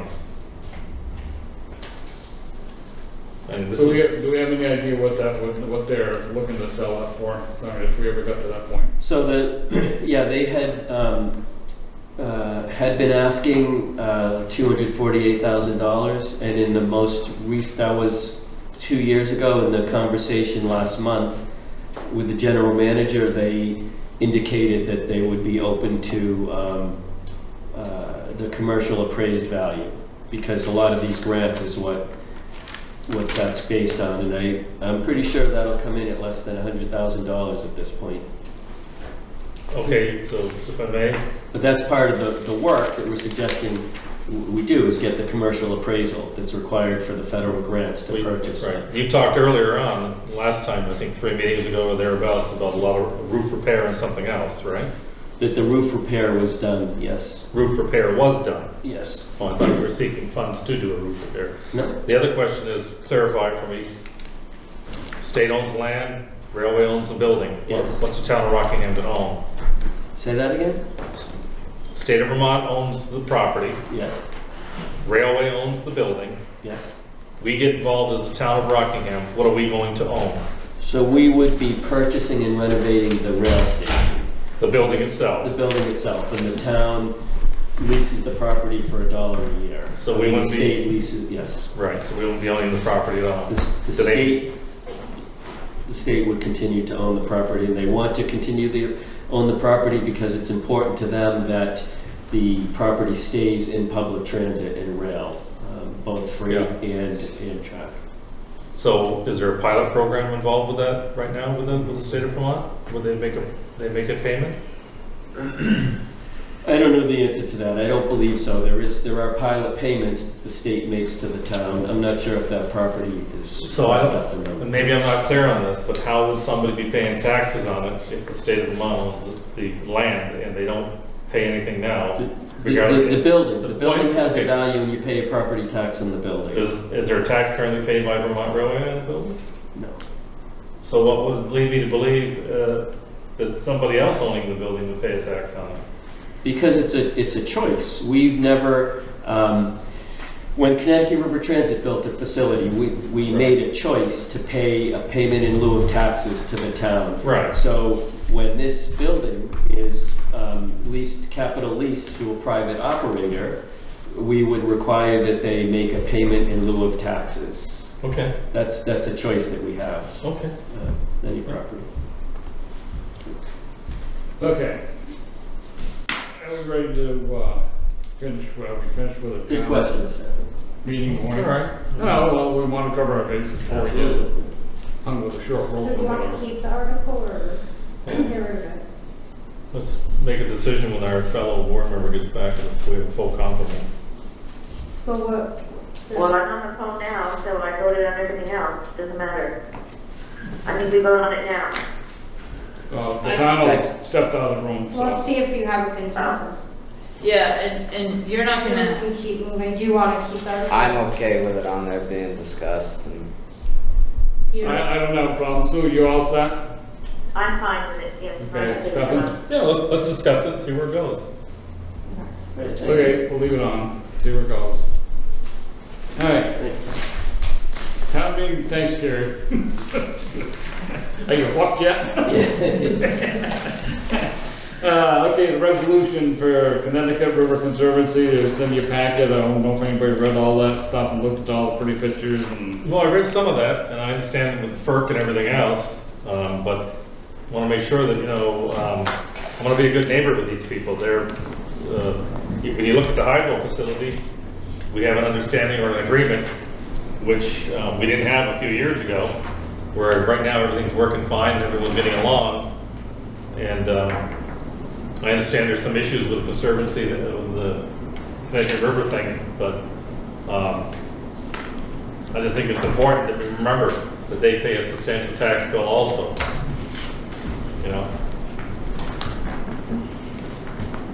yeah, they pay the biggest tax bill to both the village and the town by a lot. 55% of the town? Yeah, 55% 55% of the town Yeah. is paid for. 55% of the town, and how much of the village? 63% maybe? I don't remember, but this particular resolution focuses on Erosion. and stuff. erosion. Yeah. And I don't know that the town has issues with erosion specifically. Property owners do, some of them, especially live up on Missing Lake Road. I know the bank is washed away over there, and at one time there were plenty of room as you went up to the Lily property on the corner, and the road now is on, just about on top of the bank, just being washed away that much. But I don't think it's super dirt. It's reading the report, it's not so much as a fluctuation in the level of the river as the flow of the river, especially if you have high water. That's going to take more erosion away than raising and lowering the water and level. Well, there was, I thought, some conversation in there as to governance of flow.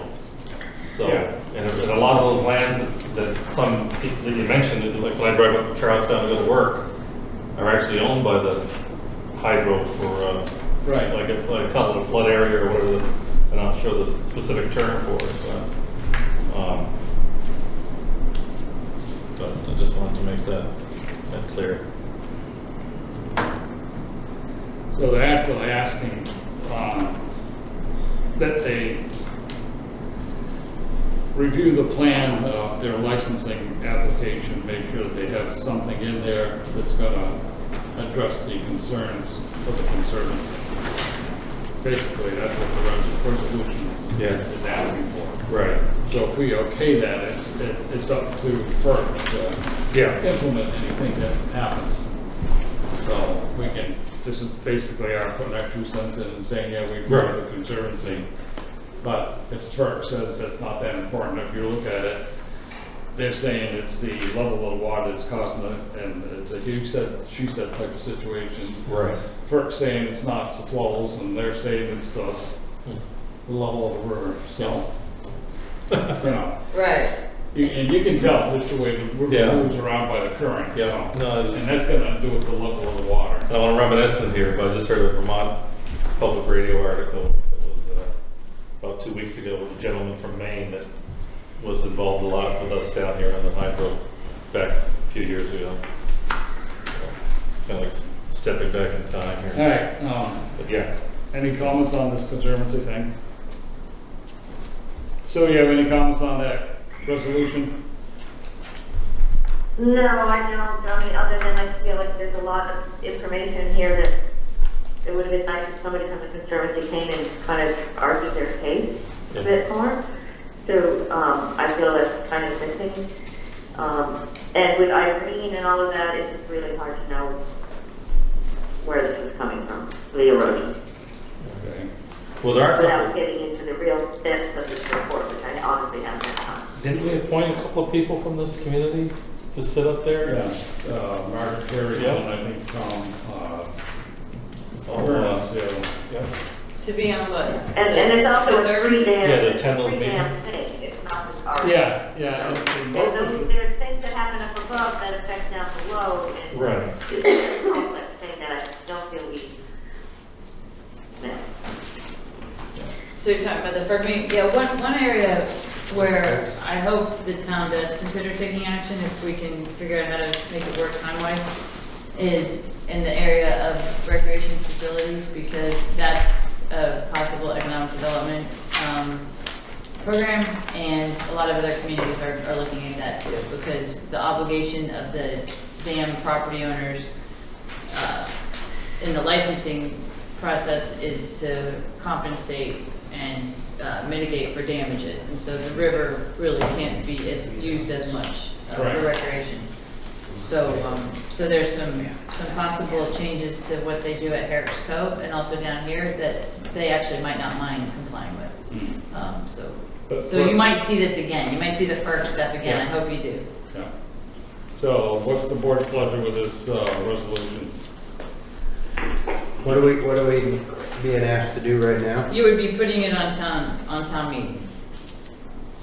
You would be sending this to town meeting for their consideration. If that's the request of the Connecticut River Conservancy. Well, in that case, I think we can put it on as long as we get more information. I apologize, I missed the discussion, but isn't it in essence trying to hold Great River Hydro responsible For erosion. so I'm not in favor of that. They pay 40% of the property tax. I think we worked hard to re-establish a good relationship with them, and we should support them. I think she just said 53%. Did you know? 53%. 55 for the town, right? 55%. And how much in the village? We have a nice relationship with them, and I think we should, my feeling is, support them in their decisions.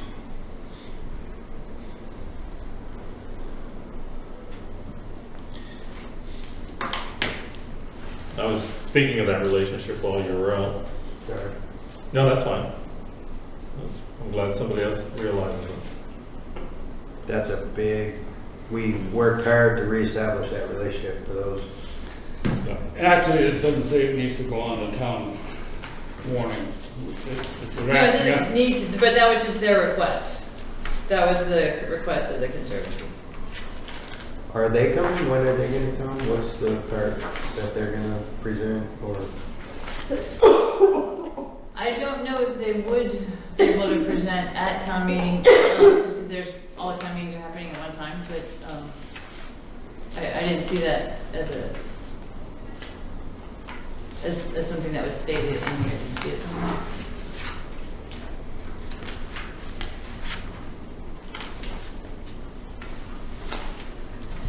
Yeah, I noticed back early on when we were talking about the Route 12 project, this has been mentioned by some people, or I should say some of the erosion, but I didn't see anywhere where the Army Corps of Engineers thought it or saw fit to, as some of the residents may have suggested over there, dump riprap to prevent some of that. And I think, if I remember correctly, from what I read, that the Army Corps of Engineers was against that also. The riprap? Yeah. They usually are, just because it's fake.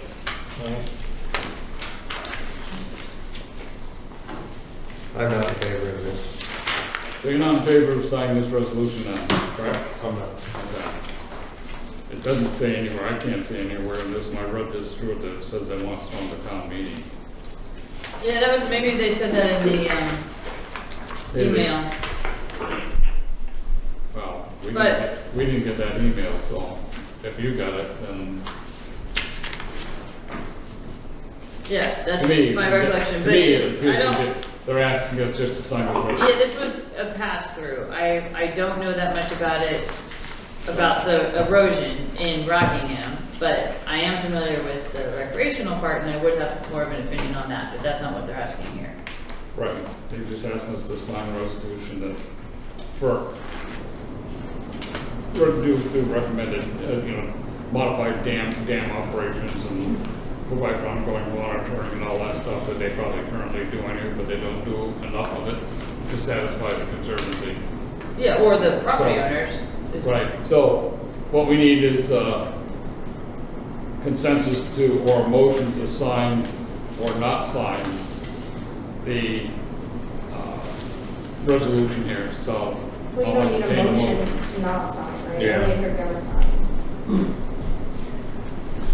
So I have the email here from, says that the Connecticut River Conservancy encourages all adjacent river towns to pass a resolution on town meeting day and submit that resolution as comments to the Federal Energy Regulatory Commission to clearly communicate the town's ongoing concerns and interest in making sure that project operations are changed to minimize erosion of the riverbanks, and that towns and property owners are compensated for loss of land or needed stream bank stabilization work to protect their land and infrastructure. Do we have ongoing concerns? Is that an ongoing concern of ours? Yeah, that's what I was asking about, I guess, up by missing link there. So technically, we really don't have to do anything with the Conservancy if they want us to put it on the town meeting warning.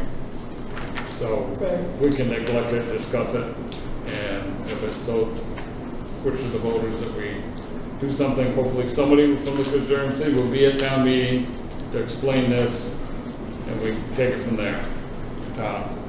They're wanting to pass this at all town meetings so they can turn it into the feds to go after these large hydro dams, which I don't have a concern with their operations, and I surely don't have a concern of presenting myself that we're concerned about their operations when they pay 53% of the tax bill. It's not a message I'm interested in sending them. So because I got presented with this information, suddenly I'm concerned. So do we want to put the resolution on the town meeting warning? And we'll discuss That's it a good then. question, because you could get a crowd that feels that, I'm not interested in discussing it at the town meeting. We need a consensus here, otherwise we're going to be here all night. I'm not interested in discussing. I don't think we need to discuss it. You're not interested? No.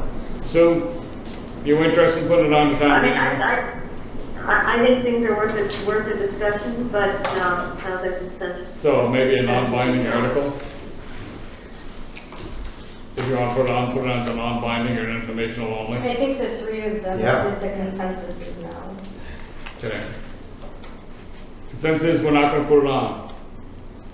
Okay. Okay. All right.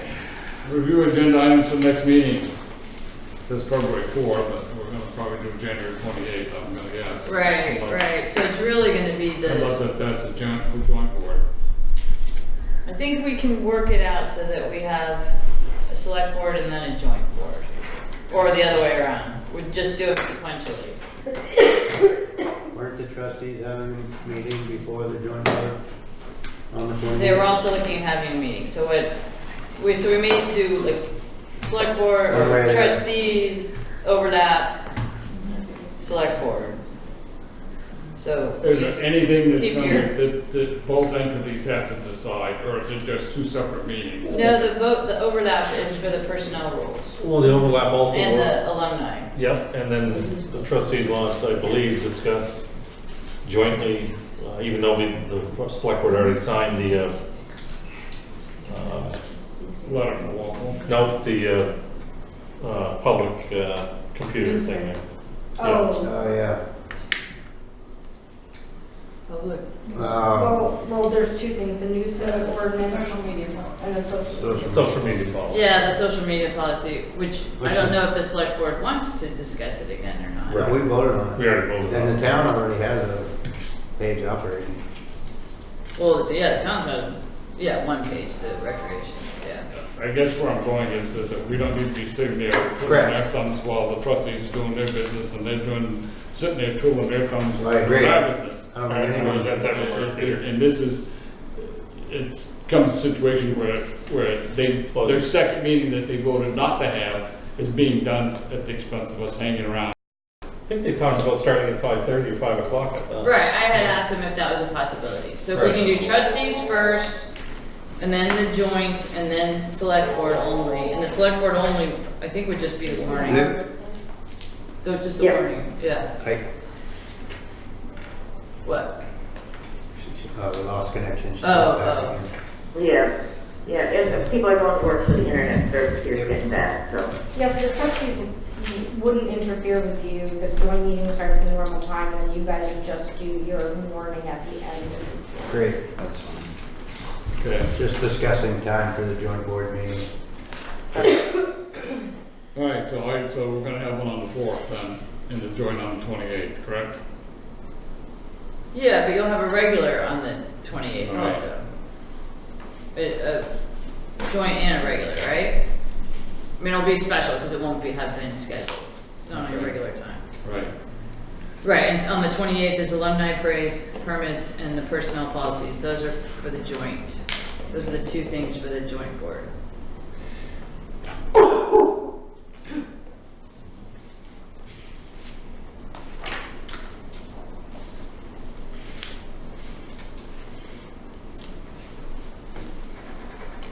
Okay, It's all gonna have a joint. What are we gonna do on, we don't have to decide that tonight for the. For the 4th? For the 4th. All right. Budget's already adopted anyway, so the joint board is gonna have alumni and what else is it? Personnel policies? Personnel. Okay.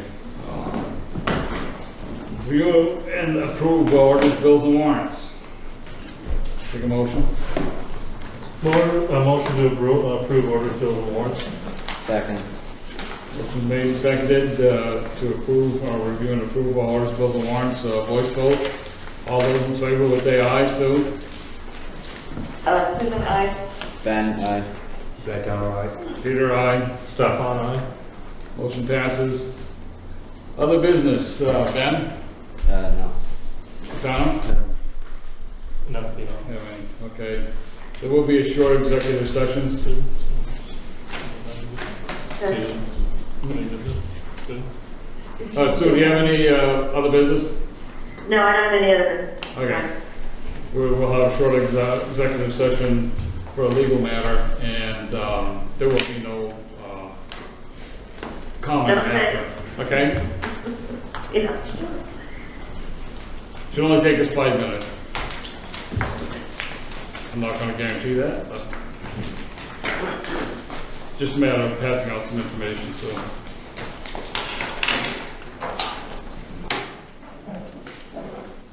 Take a motion to entertain a motion to go into executive session for a legal matter.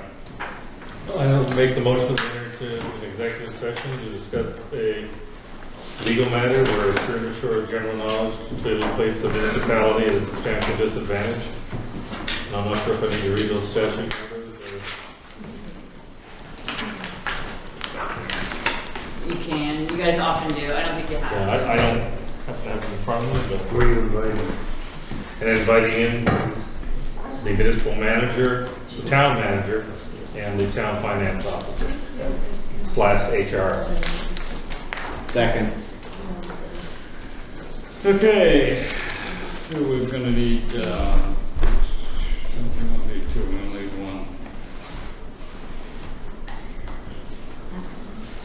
No, we do need 2. Number 11. Number 11. Pending litigation. Okay, I'll make. Was there a second on that? Well, yeah, Ben made the second we're going to just need a second. All those in favor for executive session for a legal matter, would say aye. Voice vote, please. Susan, aye. Ben, aye. Back on, all right. Peter, aye. Stefan, aye. Okay, we're going to have a second motion and we're in. Okay, I'll make the motion that the select board enter into an executive session to discuss pending or probable civil litigation or prosecution to which the public body is or may be a party of, and to invite into that session the finance / HR, town of Rockingham individual, Shannon, and also the municipal manager, town manager, Wendy. The provisions of Title I, Section 313, A1 of the Vermont statutes. Second. Motion made and seconded for a legal matter discussion. Voice vote. All those in favor would say aye. Susan, aye. Ben, aye. Back on, all right. Peter, aye. Stefan, aye. We are in executive session.